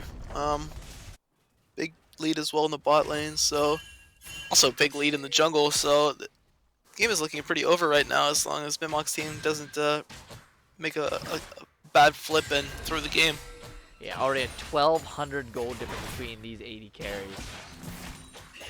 Absolutely crazy for this point in the game. Only 9 minutes in. Vayne, an absolute monster in the making. Just gonna wait on those item completions to come through, and Malphite and Zinzao and Leona become naught but paper in the face of her close range prowess. Riptail here also going to be targeted. Mitmach going for 100% early game objective control. Already got that first Drake in the bank. A little bit on the later side, so it's not going to be a terribly quick soul to really snowball the game out of control. But with an early Riptail, can't get those plates in mid lane or top lane, whichever you prefer. We saw their team do a great job of getting early pressure through mid lane in game 1, despite the loss. So more likely going to be looking for that in game 2, as that's secured and placed onto Mitmach. Fucking Pooh just gonna push this one in. Possibly for the dive bot side, but 2 level 6s to just Dr. Pooh's level 6. Ruck's still on that level 5. Need to be a little bit careful as Mitmach also looking for the defense. They saw the Zinzao coming down. They know Yone's in the area. FTF Destiny not available, so it's gonna be a little bit of a harder one. NFT Collector possibly in trouble. N0 trying to get away. Luciano finds the damage. TP coming in from the Mordekaiser. N0 good ulti, but back to a land of spice. They're gonna be AOK for now. Blocked up in the fray, flash away from the Kinder, but the ace in the hole gonna find that one as Luciano grabs another kill on an N0. NFT Collector now trying to deal with the Vayne. Has the ultimate up, so has a ton of damage at the burn. Good flash with the top by NFT Collector. Walked up, finds himself under Ruck on the backside. Luciano still cutting away, still trying to shut down NFT Collector. Wind becomes lightning. Will secure the shutdown. And block job. Looking for the 2 perpetrators behind enemy lines. The infiltration can't last as long as Dr. Food finds himself obliterated. Good shield coming in. Only plays 3, decides to steal 1 kill and finally give the other over. A 4-for-2 in favor of the side of Mitmach team, and TF getting every single plate in mid. The Riptail not even dropping. Just 1 more on the turret left to snag. And that means it is a 4.5k gold lane. A Solar Flare not going to find the TF just yet. Xenoblade though connects at max range. Gold card not used just yet. And Zero not having the damage, misses the flash Q, and that means Apto is gonna survive this one. Rough even falls. Mitmach with the execute off the E, and now N0 can't get away. It's a double kill for the Kindred. Thought to look for Raptors on the mark, but might have suspected Zinzao in the area, and that means mid turret is gone in favor of Mitmach's team. 2 easy kills for the experienced jungler, and gonna keep that Riptail for another rainy day, as that is a ton of money into the side of Mitmach's team, up to 24k total gold, pushing 6k in the lead. Yeah, so saw some really good movement out of the TF there, dodging away from some of the skill shots, or rather, enemy team missing some of them, whichever way you want to interpret it. Watchdog should be fine here. Has no, doesn't actually. He's dead. Yeah, shut down on that beauty collection. Well played. The Tabby's first item out of TF, right? I think that's really smart. Showing bot lane here is interesting, but they have I don't know what was up with that ultimate, but you're gonna pay for it. The Destiny was in as well. It's a number advantage once again, not respecting the global. And that's 2 very, very easy kills for Mitmach's team.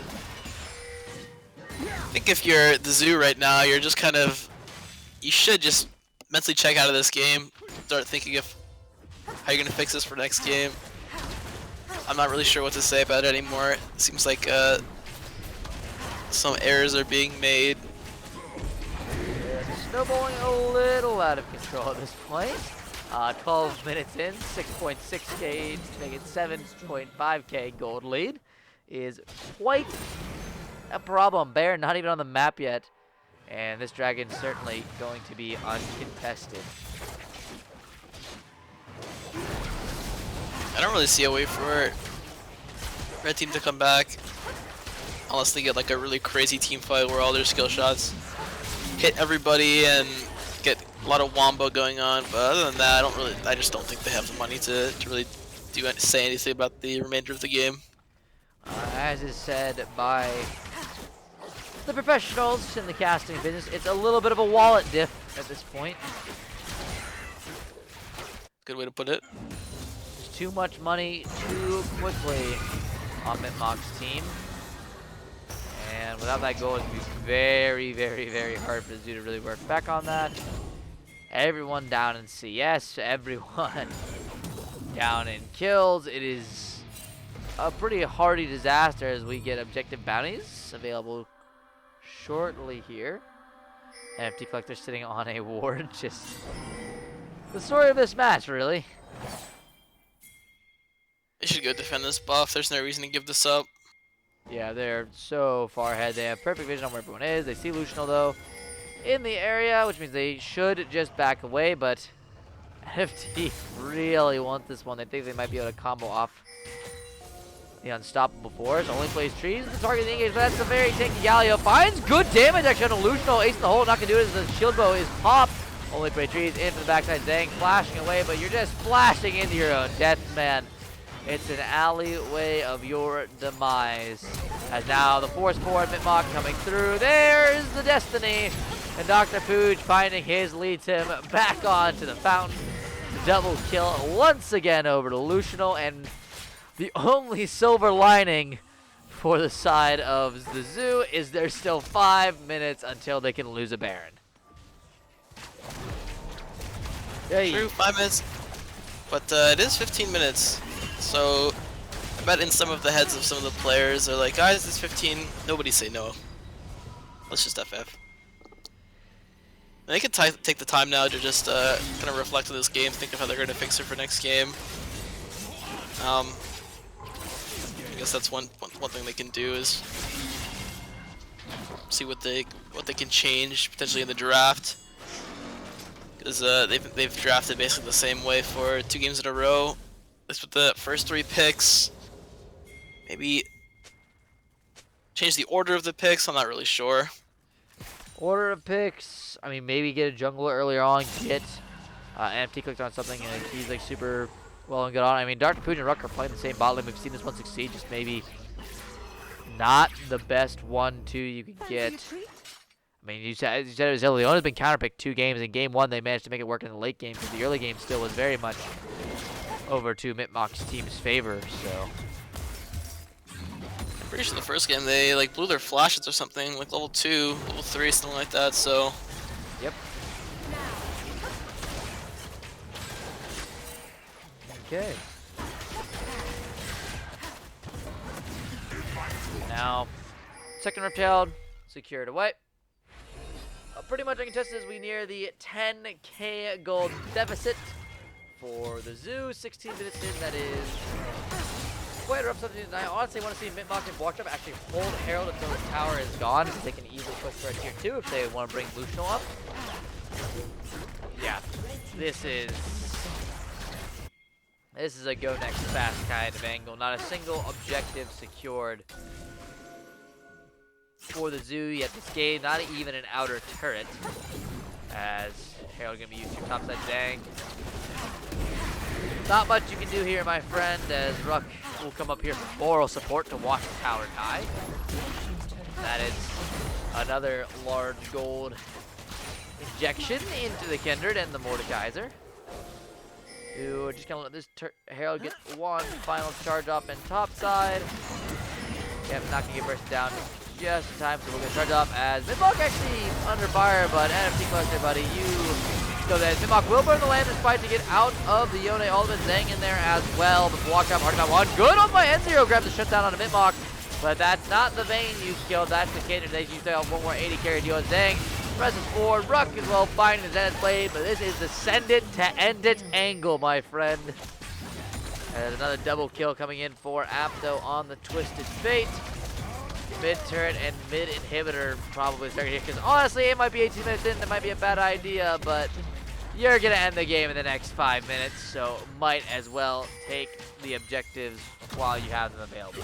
Instead though, gonna go for top lane inhibitor turret as well, just continuing to hammer all these towers, continue to get more gold into their system. 13k their current lead, and with 3 times magnitude on the kill diff, it's going to be a pretty easy coasted out to win this one. As this gold lead at this point, pretty much unattainable. Even with the new objective bounties that are completely broken. you're gonna have a hard time coming back into this one if you're the Zoo. Not much you can do if you can't kill a single member. NFT collector finds himself walk job, but just a walk away. And with Mountain Soul in 5 minutes, you are on a definitive timer to when this one ends. Time at 24 minutes in, going to be the final straw for this game too. Yeah, there's not really much to say anymore. Oh shoot, I don't have the graphics on. No one told me. Oof. Unlucky. Yeah, there you guys go. Kick W. Okay, sorry. Didn't mean to cut you off there. Luniverse, continue. Nah, I mean, this game is pretty much just over. It's just whenever blue team feels like ending the game, there's not really much red can do. They're gonna look for a cheese play in the bot lane. TF is smart enough to respect it. He knows something's up. Spidey Yeah. sense. There's not really much that can be done here. They might try to secure this tier 1 turret in bot lane to try to get some objective gold. Baron contest is probably not the angle you're going to look for. But M0 with the help of 2 teammates at least can get some damage on. Actually won't secure the turret. Apto flashing forward. Will dodge away from Solar Flare. I'm not sure if he listens when he's already burned his flash. Nah, he's just sacrificing. And shutdown though, going on a rock a little bit far from optimal. Yeah. Kind of a desperation play. Somehow, Vianney almost ended up dying. Just a wallet difference. Unfortunately, that Magi is now a few pages short of a full book. As bounty should be coming through here for N0 in bot lane, as he secures this tier 1. Still, though, 11k the gold lead is nothing to scoff at as Walk Job finds him. And NFT Collector will immune some damage here, but that Obliterate is certainly in range. Zhang gonna try to get a peel away ultimate, but Realm it up on the 1 health target will steal what little stats he can. Mitmach flashes forward for the statement kill as Ruck and Pooch. You don't do damage, my guys. I'm sorry. Flash forward for the Galio. Can't find any on that one. Might have looked at the Flash E mechanic that is now available. But this should be just the end of the game. Inhibitor 1 falls. Inhibitor 2 shortly there to follow. And all that stands behind Mitmach's team in victory is just 2 Nexus turrets and a very dead Yone, apparently, as Dr. Booch is marked for execution. Stunned up. Has to use the lamp fight. Actually, Craig condemn out. Only place trees snagging that one on the Galio. NFT Collector does what he can, makes a good show of it, makes his commitment to the team. No one's going to say he didn't try. And with 2 Nexus turrets falling, we're going to go to a Game 3 scenario. Winner takes all in a best of 1. Mitmach, a statement 22-minute game to take us to match point all. Pretty clean game there from Mitmach's team. See if Game 3 is more fun, similar to Game 1, or if it's just another stomp. Yeah, I mean, we saw a very, very close Game 1. I mean, it kind of reminds you of the Domwon Mad series from MSI this year, where Mad was throwing the punches and keeping it to a best of 5 series and taking 5 games, but every game they won was a 45-minute banger, but every game they lost was done in 15 minutes kind of deal. So maybe it's the Zoo punching up a bit more than we thought originally. And Game 1 was just kind of an off game for Mitmach's team, but we'll have to see. I mean, we still have one more game to play here, one more deciding victory for one of these teams. And who knows, it might even go a stomp the other way. We have no idea what is in store for us, but it's sure to be a heck of a banger if anything's to go off of in these first 2. And we'll be back on cast with Game 3, match point all, in just a few.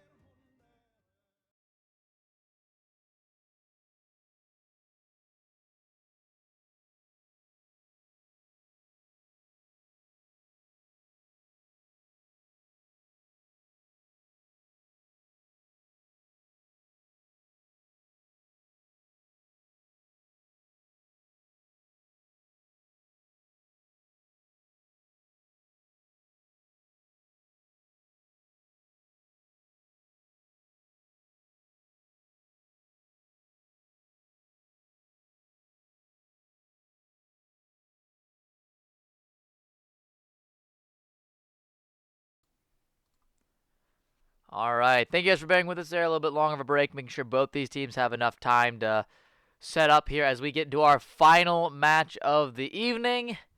Tied up 1-1 here between the Zoo and Mitmach's team for our second PSU LCS Fall 21 playoff semifinals. It's going to be a banger, I think, here. We got a really intense game one, bit of a stomp game two. Luniverse, any predictions you have here as we get ready for game 3 draft? Well, I would expect to see similar bans, but I'm hoping to see something different in the draft from the Zoo, considering they've kind of been picking one style of team, and Mitch's team has been kind of picking to counter that style of team comp, so they kind of need to vary their picks or vary their comp somehow so they don't just end up in the same trap they did last game. Yep, and we are into draft for game 3. Finals draw for both of these teams. As we see it, bans LeBlanc, Tryndamere for the Zoo, same as per usual. Zed and Graves, the targets here for Mitmach's team. Oh, never mind, Mumu blocked away last second. One more ban remaining for the Zoo to take away. You have stuff like the TF, which is a problem. Kindred is another pick, which could be a severe issue. That's been B1 2 games already that Mitmach has definitely shown a propensity to carry on. Instead, it will be the Twisted Fate taken away from the mid lane. After not seeing that one, Mitmach, once again, one more ban to go. Misfortune would be congruent with what they've banned so far, and that will be the final lock-in. And with it, Graves locked away, NFT Collector going with Comfort. And it could be the skill matchup for the Kindred here on R1 for Mitmach yet again. Yep, similar bans, no Graves ban from Mitmach's team, so NFT Collector first picking that for himself. Could also technically be flex mid, but I expect it to go jungle. Yep. Should be the jungle pick here. I think Lane Graves has been taking a hit here, especially getting into the preseason patches, so most likely seeing that one go into the hands of NFT Collector. Now we have one more pick here from Mitmach. They're going to the blind. Something here more likely going to be the AD carry. And Blinding Vein, definitely a dangerous one to go towards. I mean, especially since they see Graves, which is pretty good at blowing squishies up, and they don't see any other parts of the Zoo draft. And they also have a tank killer in Kindred that can go Kraken Slayer. So I'm not really sure. Arcane Diff? Yeah, wow. It's Jinx Blitzcrank locked in immediately, so Ruck taking the game into his own hands as a god hand. And it looks Looks like Galio possibly the answer here. Once again, falling back Actually, to Leona comfort. would be better. Leona would be better, but Galio is the comfort here for only plays trees when the tree is not an option to troll your team with in the competitive 5v5 scenario. Now getting the second round of bans here. Looking for pinches, looking for solo lanes to go away in the Malphite. The first target here for Mitmach's team. The consistent top lane for the Zoo. As Caston the answer, leading me towards maybe a more AP-centric mid laner this time for N0. One more ban. Just waiting on it. Wondering if they're gonna decide to pick some AP in the mid lane so they're not fully D again. Yeah, with the Caston ban, that's what I'd have to expect is the move. You would not be banning Caston if you weren't planning on playing something AP, because all your AD picks work pretty darn well. And yeah, Orianna also gonna be taking away some comforts away. Could be the Victor angle that you were just talking about in game 1 and 2 drafts. Over there for Apto. That kills Kindred in Vayne is stuff that outranges it, and Victor has just such a another champion. Okay.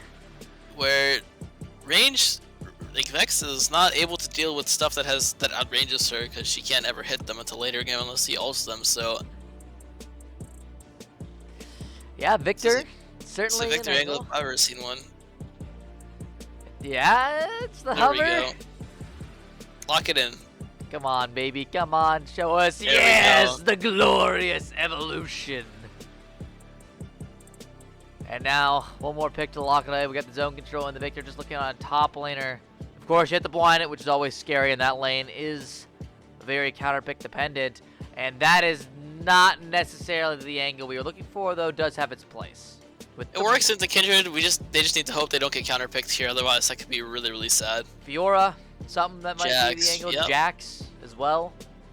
Still well and up and available. Have not seen it yet out of the top lane for Mitmach's team, but the hover is locked in. We got Fiora top lane for all the marbles in game 3. And So in isolation, great pick. It makes Mordekaiser's life impossible. Blitzcrank wants to run around, kind of setting up towards objective, finding those picks, but the picks don't really matter if your top lane is just getting run down. And they don't really have an answer to Fiora. Aside nothing from is going to Victor. side lane that champion except for maybe Victor, and that is not the best one. That's gonna be pretty pain. So Mordekaiser actually can win. Someone early gets Bramble Tabbies. Fiora won't really have enough AD to make the passive hurt, but come one item, the pain train will definitely arrive, and Mordekaiser will be feeling rather sad, to say the least. Yeah, it's gonna be an interesting one, and we got a very interesting draft here to round this one out. We were talking about the first game. We had a very standard draft. Second game, a few odd picks here and there. And third game, we are going all out on the left wing for really whatever we can pull off the bench. Vex coming out blind. Fiora is a counter pick. Vayne is blind. It is an absolute cacophony of different champions. I mean, there's a lot of champions in this game that can just absolutely take over Victor. Victor gets ahead. He's playing into 5 champions that are shorter range than him, so once he starts getting those items online, especially with the Cosmic Drive, like he can be a real force to reckon with. Same thing with Graves. There's a lot of squishy champions on the side of red team, so it's an auto Q ult will essentially just one-shot people. Pink's also with the ability to space people out. Yeah, especially with new lethal tempo, very, very effective, especially once you're start getting the AoE crits late game. The great thing for red team is they don't really have a front line, aside from Galio, so all these Galio ults will be basically defensive ults, but defensive ults don't really help against a team that doesn't dive you, and the side of blue team doesn't really dive at all. So yeah, Galio, we may find, is just kind of doing nothing. Same thing with Vex. Vex really gets value out of stopping people from dashing, but there's not really any dashing champions aside from Graves either, so maybe she's not going to get a lot of value. So it'll kind of just depend to see will these strong solo champions from blue team, will they be able to get online and just take over the game, or will Fiora just become a huge split pushing menace? Yeah, I mean, that's something you have to be worried about here. We talked about before. There's really no answer in this champion late game. Yeah, you can send Victor there, but is that really what you want to be doing with your incredibly good matchup-wise Victor? Come to the mid to late game, I mean, if Fiora gets behind enough, sure, you might be able to send NFT down there. Victor has an easy time. But this 1v1 matchup is going to be so absolutely one-sided, or should be at the very least, that it's hard to see how they're going to really play around this champion. I mean, someone's going to have to get absurdly be ahead to counter the Fiora. It has been Mitmach's team consistently throughout the first 2 games thus far that has gotten the early objective leads, that has gotten the early game leads. Even in the game they lost, the early game was theirs to really throw away, which they ended up doing. And not many better champions to keep that side lane pressure up, to keep the objective pressure up than a Fiora if played well. And that's going to be on Block Job to coordinate that with his team to make sure that he can stay in that side lane. Because once you start committing Fiora to team fights, you're kind of on the back foot at that point. You are not getting the value on that champion that you should be. Fiora's not a great team fighter as it is, especially since blue team has triple melee carry. Fiora can't really hit any of them. So honestly, if I was Fiora, I would just commit to split push, build the hull breaker, and just sit in the side lane and just go to town on those towers. Yeah, Two that's things I guess ideal. I can kind of redeem the lane, I guess. I won't even say that. Is like, I've seen some Mordekaisers go ghost, so that when you throw E, Fiora will parry, and then you try to use your ghost movement speed to dodge the parry, and then you keep fighting. But that only works early. Bramble, Tabbies, once you hit that point, it's kind of fightable top, but Fiora gets that one item. It's pretty impossible. Maybe Mordekaiser can go the Warmog's tech, where you just stack your HP to clear the wave and then just sit under tower regen again, but stacking HP against Fiora, Vayne seems a little less than optimal, I guess you could say. Yeah, it's something to be said about it. We'll have to see how it plays out again. This is it. One team goes home after this game. That is their season over. They do place top 4 in the league, but there's no shot redemption. There's no second bracket. There's no losers queue. Or not losers queue, losers bracket. There is definitely losers queue. There's definitely losers queue after this, but there is no losers bracket. That is your season, and both these teams working very hard. Again, Zoo placing top of their conference at the end, only losing their first 2 games, and then winning out from there. And Mitmach's team only losing 1 game that was not of their own forfeit. So quite a performance by both these 2 teams throughout the season. Essentially doubling their effective losses here with whoever loses this game here tonight. Yeah, two powerhouses of the of Penn State. So yep, a little bit of a shame we see them both on the same side of the bracket. Was certainly looking forward to this being the big match, see the whole best of 5 go all the way kind of series, but if it happens at Worlds where some of the best games are in the semifinals, it'll happen here as well, and these 2 teams so far not disappointing. And now down to, once again, the execution. Will MIT be able to make this kind of varied, wacky team comp work with the Vex, with the Fiora, with the Vayne down in bot lane that worked so well in Game 2? Are they going to be able to make it work here? Are they going to be able to coordinate the split push? Whereas team fighting has been the forte for most of the series so far. And then on the Zoo side, can you deal with the lopsided topside matchup? Can you forge leads with the champions that need to, with NFT, with N0, that it's such a struggle in Game 2 to really find avenues into the game? And just kind of dug their own graves. Because the snowball is certainly a factor to consider for both sides in this one. Jinx gets ahead, if Victor gets ahead, if Grave gets ahead, it is going to be very hard for a lot of these champions on MIT to play the game. And likewise, versa, Vex starts getting kills, if Vayne starts getting kills, you start getting the problem of you are just getting one shot by any of these champions. It is going to be a battle of inches. And while we might not see a level 3 crab flip for the early game, we should be seeing some early game fighting, some very intense lanes, and these junglers doing all they can to forge as much of an early game lead as they possibly can make happen. Yeah, I definitely. I don't. Maybe not definitely. I would say I give the 4v4 advantage to the Zoo, barring top lane. Especially if they're able to find the Blitzcrank hook onto honestly anyone. I think that they can just pop them and maybe look for some kind of numbers advantage. So it'll kind of be on the Blitzcrank to find those hooks and see if they can get those crucial picks to secure objectives, or will Mitmach's team just be able to play slowly and carefully enough to just let the Fiora run over the top laner.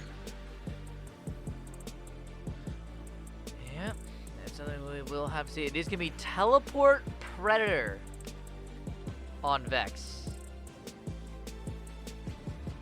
I respect that. I think Predator is pretty broken, especially this patch. A lot of people going Predator. Speaking of Predator, before I give my Predator tech, anyone in chat this preseason found anything particularly broken that they've been abusing to get LP? LP in the preseason, the classic. Yeah, I mean it can help you inflate your MMR for the next season, so it makes climbing a little easier. I've been using a lot of Predator Cho'Gath with the new Cosmic Drive and the new Demonic Embrace. Working pretty well. We seem to be having a little bit of spectator error here, at least on stream size. Oh, nope, it's just a pause. That'd be why. We're taking a bathroom break mid-game, so we've pretty much talked to these comps to death already. But as just a small reminder, winner of this game does face off against the Universe, the PSU LCS Finals, which I believe are not the coming weekend, but the weekend following, so 2 weeks from today. Or there and about, sometime in that week after we get back from Thanksgiving here on main campus. So, a lot of time after this for the winners to rest up, prepare, and get ready to go back on the Rift for one final clash. A true and just best of 5 series. One of these teams will be participating in that. The other, unfortunately, their season ends with this one. And I will point out in the bottom right corner of your screen that we are not going to be getting Cloud Soul for our final match today. We're getting something at least somewhat spicy. Well, Cloud Soul is boring and it sucks, so glad to not see that. Hopefully we get a Chemtech or a Hextech Soul. That'd be cool. Would be cool. Chemtech Soul's a little wonky with how that works. That one's a bit goofy on the Rift. The invisibility is pretty interesting. Just better Ocean Rift in some ways in terms of could allow the Blitzcrank to get some good picks with the hooks. True. If they really had that vision over there. And then Hextech Gates, unfortunately, we don't really have any like really good flanking champions this game. If you had like a Kennen or something in top lane instead of maybe the Mordekaiser, that's like the one champ that comes to mind where I'm like, wow, a Hextech Gate around the Dragon fight is just the most insane thing. If you have Kennen on your team. See some crazy flanks with stuff like Alistar as well. Yep, stuff like that. The Leona was one champion that can do it definitely very well as well. So. Unfortunately, not going to be able to see that this time around, but do get, again, we have the Vex, we have the Vayne, we have the Fiora. Some spicy picks that you don't see too terribly often. See if there's any mechanical outplays this game. Or will we see the double of tech? Not from Vayne, but I believe it was it Lucian eating into Crown's Victor and getting one shot? The clip, let me see if we can find it.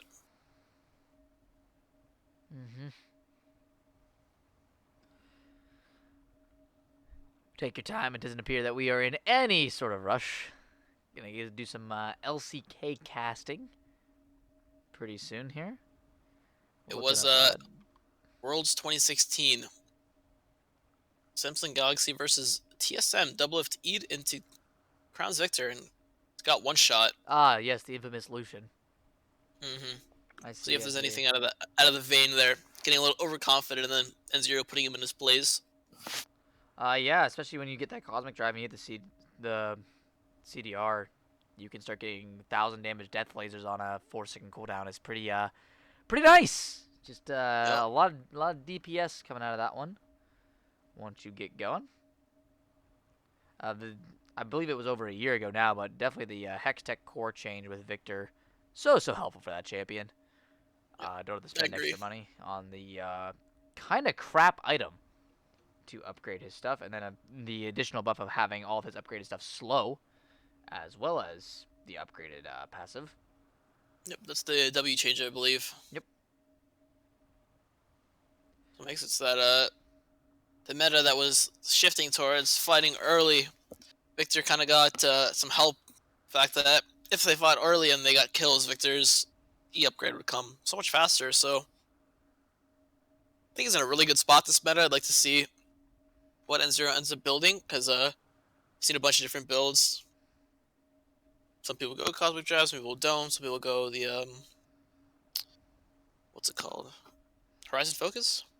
Now it On procs on slows. Victor, Horizon Focus. I don't think he has the range for that to work, Maybe but I'm with not his E. sure. Maybe.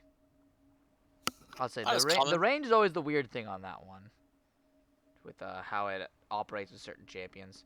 You see some champions, some people in solo queue who don't read item text who build it, and it's like, buddy, I don't think you have abilities that go that far. Yep, that happens.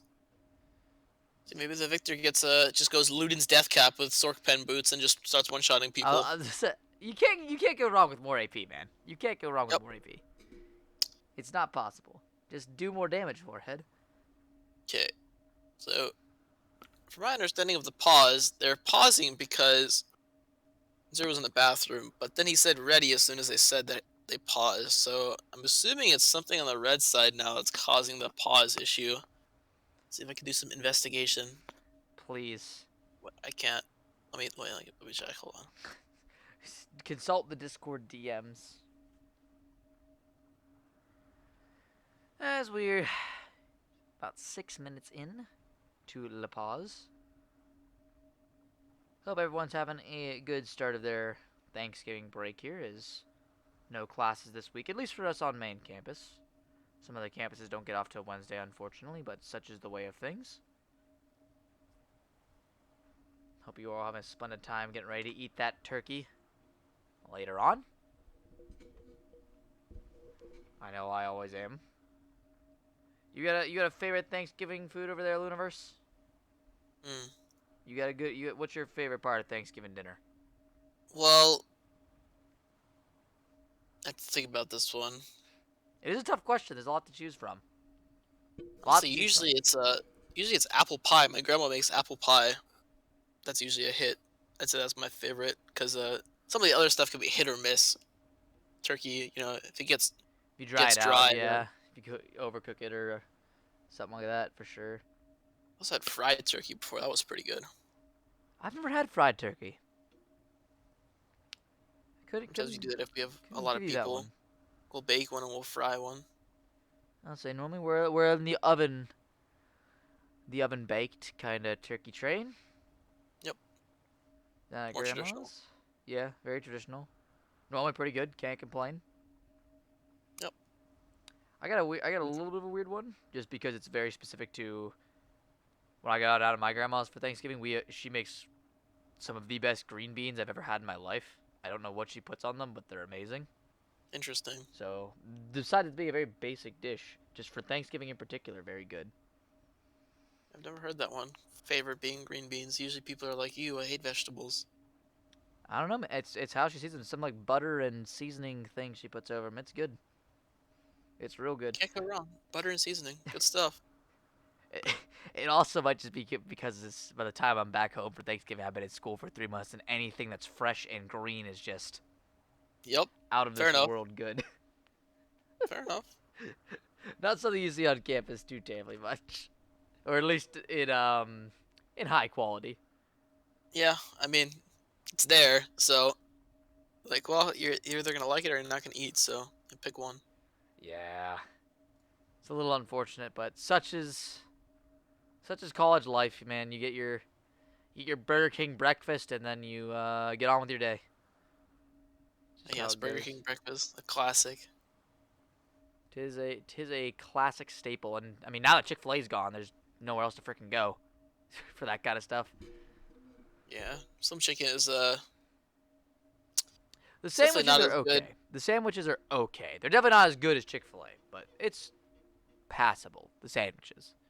Everything My else, issue is they're really inconsistent. Sometimes I'm like, man, this is really good, and sometimes like, man, this is like so dry. true. Very true. So Have some issues. there's But always like 7 people waiting for fries as well. mine's always a chicken sandwich. Every time I go, the chicken sandwiches are always out. I've never had a problem with fries personally, but it might just be the time of day I get it True. if I'm there. We usually go right when they open. Yeah, I'm more of like the 1:30 area if I go. I go after my 9 a.m. So around 10. Oof. I Yeah. think it's Burger King. Burger King is like nobody there yet because we go from Thomas. So Oh no. If you can get it before the Burger King lines, that's like the ultimate move. Just yep. waiting like a few minutes after a class ends or something for the line to kind of shift out. That's it's a good angle if you're doing hub eating. Sometimes I'm like held up in class a little late because teacher doesn't let us out. And then we go like 5 minutes late to the Burger King line. There's already like 20 people in line. Yep. The other day they were even they had online orders like were completely shut down, totally done, like, or not online in person orders. They were only doing online orders. They were Oh, so I see. backed up. It was crazy. Yeah, it happens with the online ordering stuff too. Like Penn Cities, you're like, okay, I'm gonna get some food now. And they're like, sorry, we can't make it for like another 4 hours. Rip. Yeah, it's a little bit unfortunate that can be the case, but I mean, staffing issues are definitely a concern. No one at Penn State has people, including the dining commons, so I get it a little bit. Yep.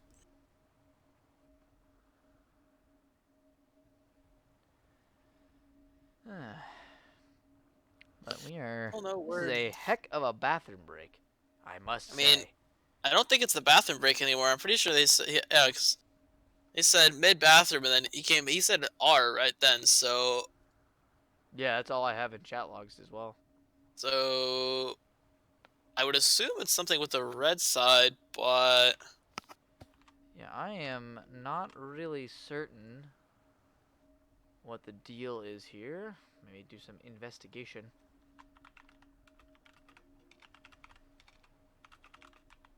Because this is probably the longest pause we've had in a while. Normally they're about 15 minutes aside. So I'm not sure what we're getting there, the maximum limit. I'm not sure like what the rules are regarding pause time. I believe it's 15 minutes per team, if I'm not mistaken. If Devin's in chat, he can correct me. He's more than welcome to, or any other He's people who probably know the not rules here. better than I do. See if I can look. I'm not sure where the rules even are. I believe they're linked in the captain's chat, which you have some degree of access to, so can go look there. Try to see what we got going.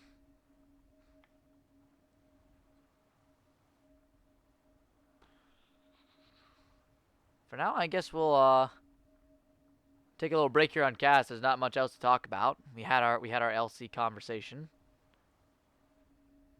and so we'll be back here once this pause is done and get you guys back into the game.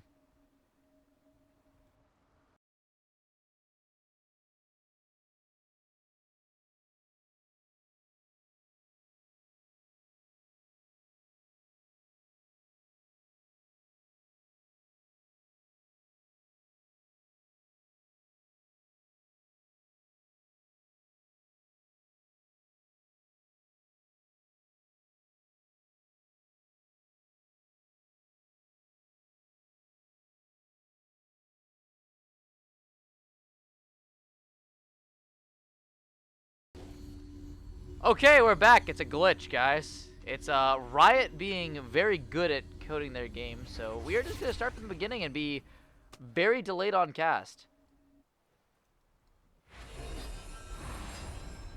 So, I am going to be at...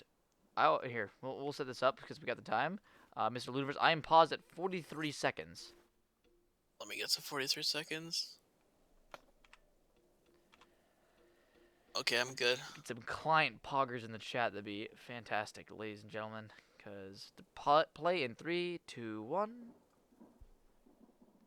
And we are 5 stacking in opposite brushes. Doing a whole lot of nothing.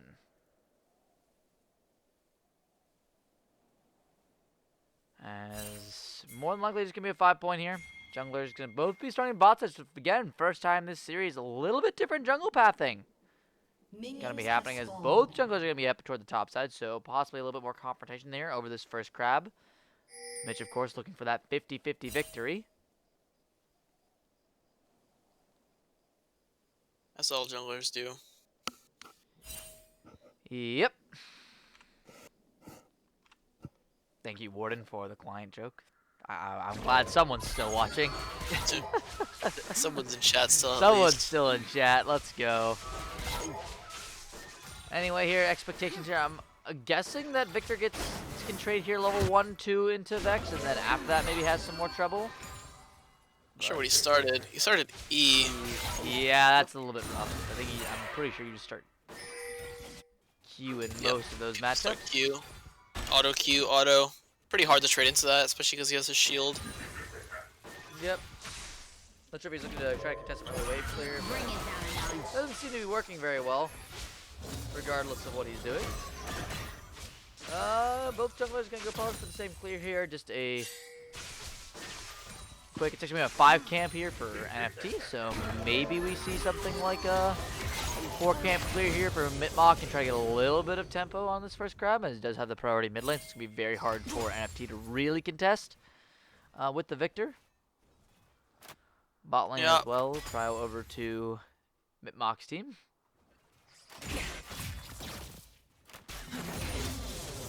Vex also has like a more early game setup with the corrupting potion, the cookies, and what I'm assuming is time warp tonic as well. So yeah, normally when you take both those, it's time warp that you want to go with. It just has a lot more value. As yeah, N0 just getting a little chunked as NFT, looking for the gank, but he is on a ward, so Mitmach knows where he sleeps. As Zhang misses the obliterate through the wall, is gonna get tagged up by the Entity, and that might just be a kill. Mitmach though doesn't want to go for the flash. N0 as well, caught on the rotation. Taking a good bit of damage here. Gravity Well to buy some space, and we'll be able to make it out, but to quite the detriment of his health bar. And with that trade, top lane flash burn by Zhang, and both Scuttle Crabs gonna go over to Mitmach, though not as screwed as the matchup as it used to be as N0. Now has the flash as well, not respecting Mitmach. The fear comes through, and that's gonna be first blood for the jungler. The Kindred more than happy to take that one, so gonna get a mark and a kill to boot off of first clear. Not much here for NFT to really do in this early game. I mean, knew the Kindred was top side. Still walked up after getting chunked. Had TP up as well, so could have back TP back to lane. Yeah.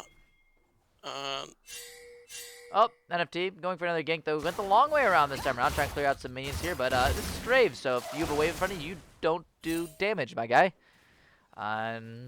Again, a common theme with here is NFT.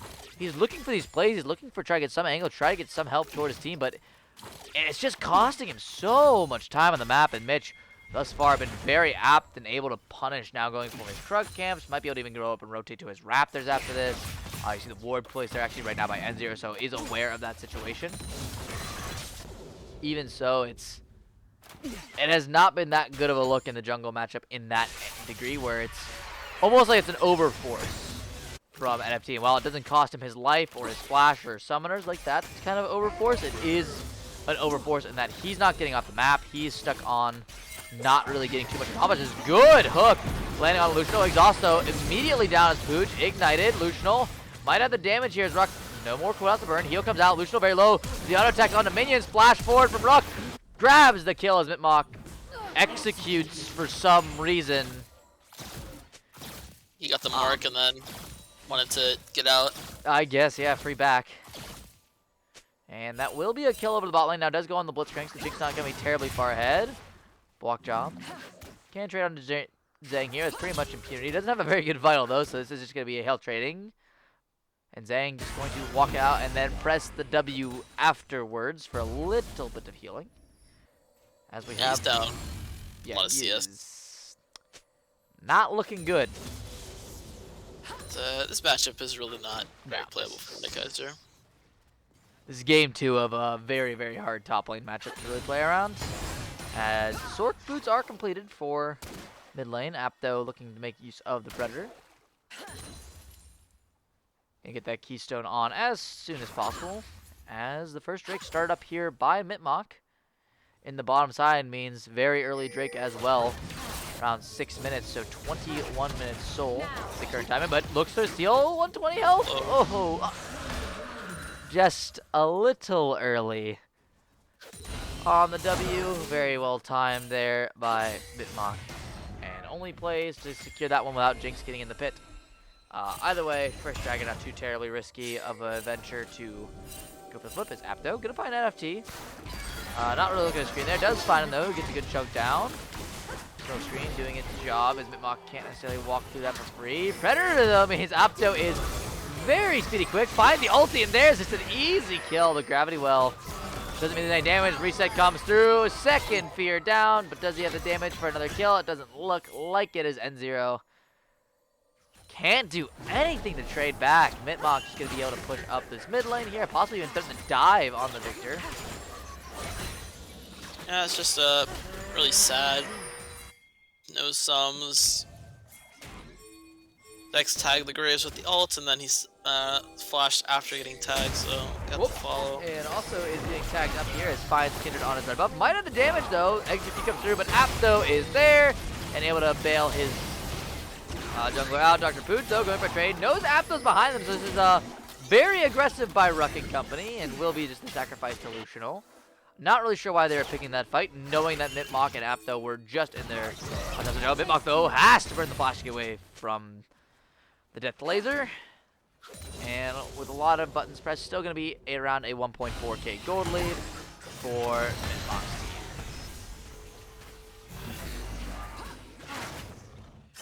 team. You know what? This might be the game. You just go tank Mordekaiser. This might be the angle. Unfortunately, there's not really much for him to do. He's just gotta just kind of suffer up here and hope the rest of the team wins. Bot lane's doing well, but not well necessarily enough, especially with that kill traded back onto the Bane. jungle looking kind of sad as well. You kind of just got came back to his jungle, got instant invaded. The tilter. Certainly so, and now I just have to pick up with a very awkward clear. These camps are spawning at really weird intervals with how the pathing's been early game and how unfortunate the gank was. Is Ruck looking for something here? Grabs himself a Galio, but it's a level 6 Bane, so do have to be a little bit careful. And RT coming in. NFT, sorry. Teleport as well. Double TP coming in from the mid laners, and now this one might get spiked. Exhaust has already been burned. Apto is in. Big fear onto 3. And immediately Lucian finds Ruck. The resets are there. Pooch is low. Zhang and Pluck also joining the fray. It's a 4v5. Now 4v4 in favor of Mitmach. And without any further engage tool, or 4v3, I didn't even see NFT Collector go down. And now it is a bit of a bot lane dance, I guess you could say, as Mitmach takes literally everything on the top side. Yep. Just getting even further ahead. Fiora's up.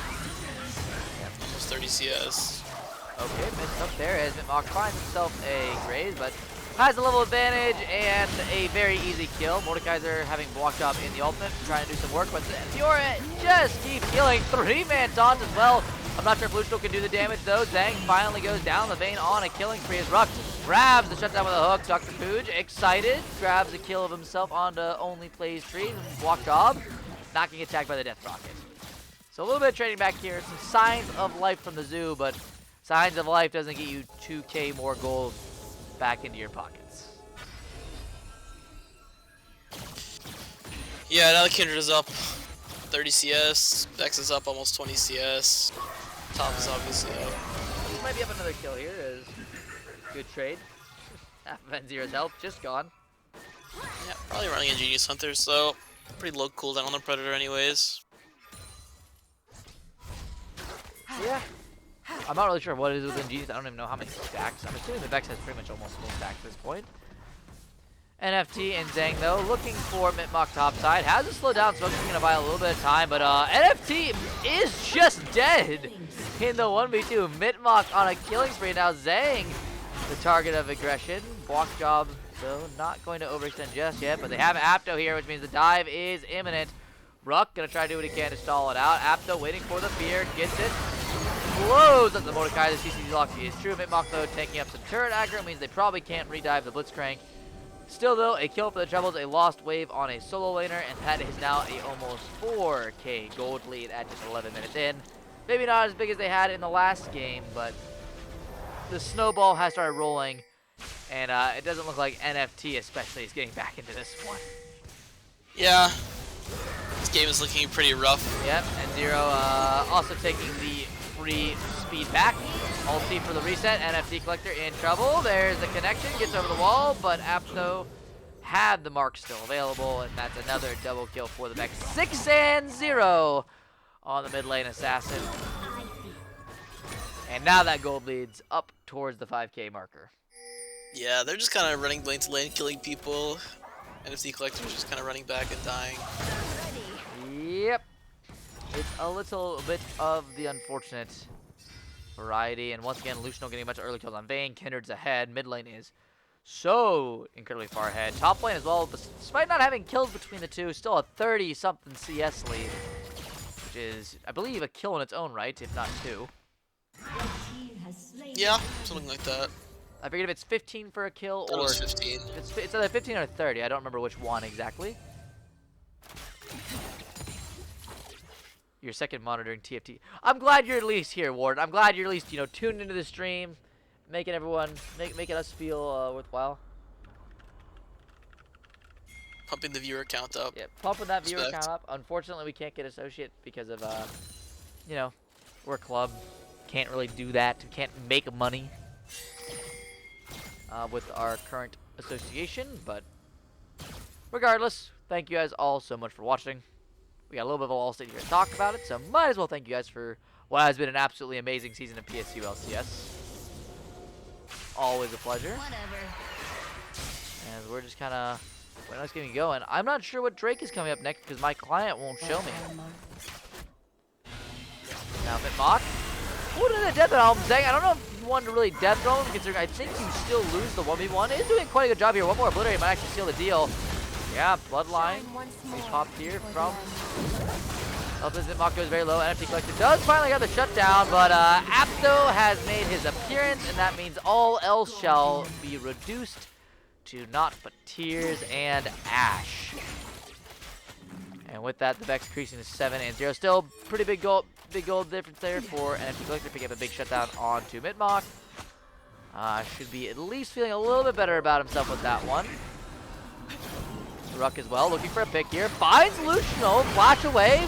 Damage might be there. This is a pretty bad ball lane. Yeah, Ruck grabs another kill. Only plays tree now, trying to cut away. The Jinx is excited. So Pooj very much able to get the second kill if he can get some traps down. Can't just do it. The hook comes through though, the reset, and that's going to be another kill. 6-2 lies Zoo bot lane. And quite possibly the only light in a very dark, dark night for their team thus far in this game. Yeah, I think the Jinx is going to be the only one doing damage. Victor went for, I think it's like the Shattered Crown or something like that. I don't remember what it's called. Let's see. Mitmach, yeah, he found an FD. Did flash the Vex ulti, so no resets for Apto on that one. Either way, that's mid lane turret down. I don't think this is very defendable. We'll pop the ulti to try to clear the wave. So actually we'll be able to defend it with the expenditure of the Chaos Storm. So that's another few waves of safety here for N0 as Ruck can't find the hook. Only Only plays trees though, might be able to find the taunt. NFT Collector just able to walk out of that one. The Predator pops his little mid lane, means it's disengaged. For the side of the zoo, they find Mitmach. Smites away the blue buff. Zhang can't find the E. And with that full map control already over to Mitmach's team, still around a 4-point-something K gold lead, sitting very, very comfortably at 15 minutes in. And while it might not be an auto FF angle like we saw the last game for the zoo, it is certainly a very uphill battle.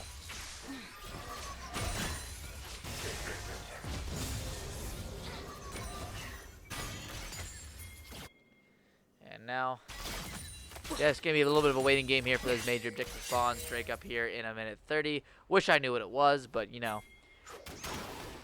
preseason client, everybody. We've already seen it once this game. We're seeing it again. So that'll probably be the next big objective contest. We do have a Rift Tail that might be popping in the mid lane here just to break this tier 1 down. Of course, Pleading already long gone. Mitmach actually just going to take the turret for this one. Very close to dying. N0. Yep. Good ulti there from NFT to pick that one up. Grabs a little bit of a free kill. And not going to bring the goal lead back, but probably saving the tier 2 turret as now no Rift Tail to be popped. Bot lane still going quite well for the side of the zoo, but mid lane, Apto, so much damage to the passive. Ruck though, looking for it. Good taunt away. Ruck finds knock up, silence on to only plays, has for the flash, and unfortunately the hook does not connect to the Ruck grab. Quite useless.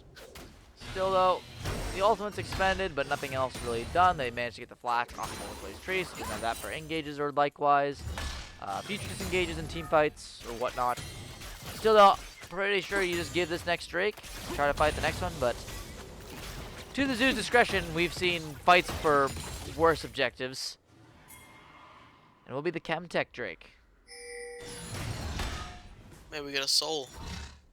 That'd be cool. It is Chemtech Soul, yeah. I will see if the game goes long enough for a soul to happen this time around. 17 minutes here, Dragon Soul's gonna be up in what, 23 and a half-ish about at this point probably. So earlier Soul, not the most early you can get, but still quite quick. And Walks Up is in the Death Realm against Zhang. Does have the little advantage. Empty Collector is here as well. Pops down. The smoke screen, I think a little bit early as Walked Up has plenty of movement to get out of this one.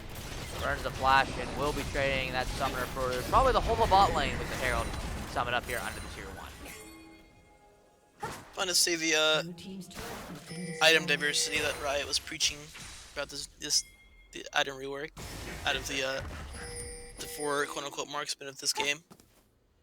Yep, she's really like shield bow, and shield bow.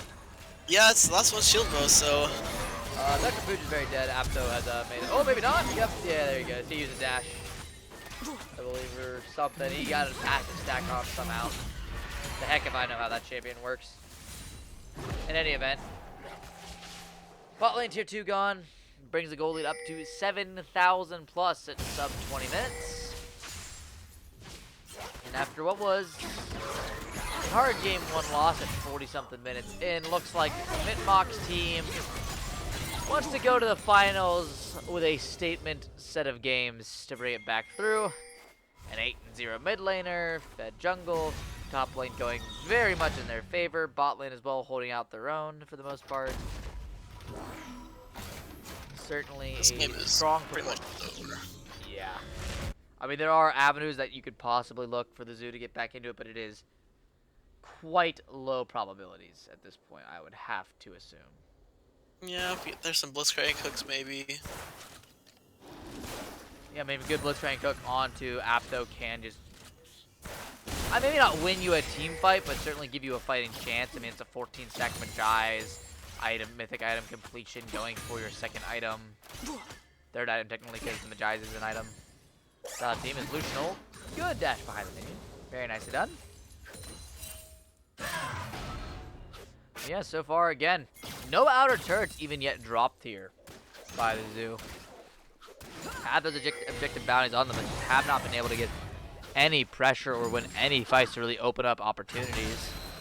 As Zhang dueling with Walk Up again. Knows he lacks the flash on the Fiora this time, but it is the Grand Duelist, and it seems to be living up to the namesake. Pops the ultimate through as a teleport coming in from Apto. Just gonna come to pick up the kill and try to get away. It's N0 here as well. Gravity's, well, not gonna grab too much here as the fear comes through. Now it's the Here's entrance, and it might be the turnaround as Lucianal can't get condemned. Finally, that FT doesn't get the stun, but does get the kill with the third pass from Rock. Ruck and N0 not going to fall just yet as Dr. Pooch's rocket brings down some low health bars, but so far not going to be the breaking point. Lucianal though finds N0 over. This Victor does no damage. Mitmach going to pick up that one despite the flash forward from the 80 carry, and that is going to be a free 21-minute Baron for the side of MIT. Yeah, the crown on Victor means that he's probably not going to do any damage at all, unfortunately. Don't really have a lot of damage items besides the Graves, I guess, but the Graves is pretty behind. Mordekaiser's really behind. Victor's really behind. Not really much to play off of, unfortunately, this game. Yeah, a little unfortunate on the bot lane. A lot of these kills going over to Rock. Definitely doesn't help. You have a 6-1 Jinx at this point in the game. It might be a little bit of a different story with the damage output you have, but it's just a little bit unfortunate that just how some of those kills ended up coming through with ignites, with last-minute auto attack, with a hook kill. Like, it's unfortunate that that's how it had to be, but it's one of those things you just kind of have to play with. And right now, not really on any other avenues for this team to really make a dent in this game. 11K gold deficit is past that point of almost no return. We've only seen a few teams in competitive history come back from a 10K gold deficit, and even that a handful of times in PSU LCS where it's not even perfect play by any stretch of the imagination. So it is just more or less the waiting game for Mitmach's team to close this one out cleanly. We'll see if they can do it. A clean close is always a welcome sight for these teams. Just shows prowess, shows the ability to play these out in a manner which guarantees them the win. As Walkjaw under fire here, throws down the grand challenge. Yeah, doesn't get the pickup though, as does end up going in the death realm. So maybe a trade kill here for Zhang. Flash forward, try to secure, and Walkjaw will finally go down eventually. But with it, mid lane tier 1 under some fire. Apto as well, patrolling around, waiting for a possible pick on an AD carry. And as such, again, just kind of the waiting game. Ruck maybe looking for a blind hook into the fog of war, but Apto finds him first because he's checked it in. And that is a very dead Blitzcrank. Zhang as well, TPing to his own demise. No ulti available, no way out of this one.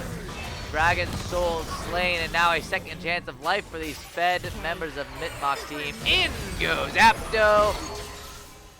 N0 burned low, but not one shot, surprisingly. Did manage to at least survive with the mythic item. And now you gotta kill all of these members essentially twice from the Scion passive. Yeah, this makes Inhibitor 1. Like, even harder.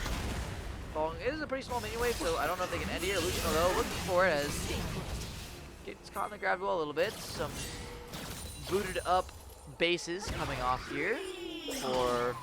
Oh, that's an unfortunate hook by Ruck. Good sidestep by only Blaze Trees and Mitmach. And such, the Siege of Baron should stall out just about now.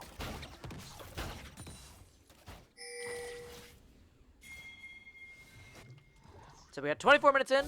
It is 20 kills to 9 in favor of MIT with a slightly under 13k gold lead. About 12.6k.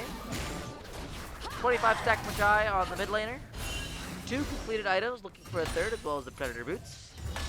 Or 3 completed items, I forget the Mouth Magi's. Almost 4 items at just 25 minutes in is quite the feat. They spotted out here on the control war though, so isn't getting any super stealth kick off.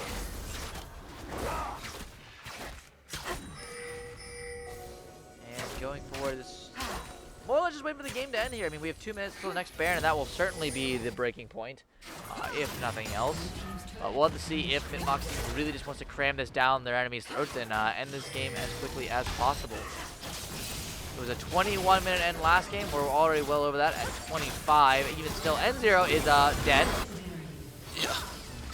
walk, looking for the kill on his Zang. Has a grand challenge in there, as well as the fastest still. So Sky probably can't trade kills. Yep. Grabs the first kill, healing off the second one, but the lifeline block NFT will at least grab the kill still. Has some ability to try to trade. Burns the flash in the death, which is a ballsy move. Still, though, kind of securing the kill for his mid laner. Just walks up and presses W in a lot of counterplay. And with that, that shall be our series. It was a close game one and a strong 2-0 in the back half for Mitmach's team. They will take the 2-1 victory here and move on as our second team in the PSU LCS 2021 Fall Finals. Finals will be fun to watch. Two of the better teams, obviously, from Penn State. So I can't wait for that. Yeah, it should be an absolutely banger series. We have the Universe, who is known for being quite scrappy in their play, as well as Mitmach's team, who is much in the same. So certainly will be an exciting one to watch again. That match, I believe, coming in 2 weeks, not 1 week. So you will have to wait a little bit longer for that one. Just make sure everyone's back from Thanksgiving break, back on campus, able to work stuff out. In any event, though, thank you guys very much for watching. I'll update the graphic at least so it shows 2-0 for MIT, or 2-1 for MIT. My apologies. And yeah. The game ended a while ago because of the glitch, so I don't think anyone's around for interviews, which is fine. But Universe, thank you very much again, sir, for hopping on. Finally got to grab you for a cast.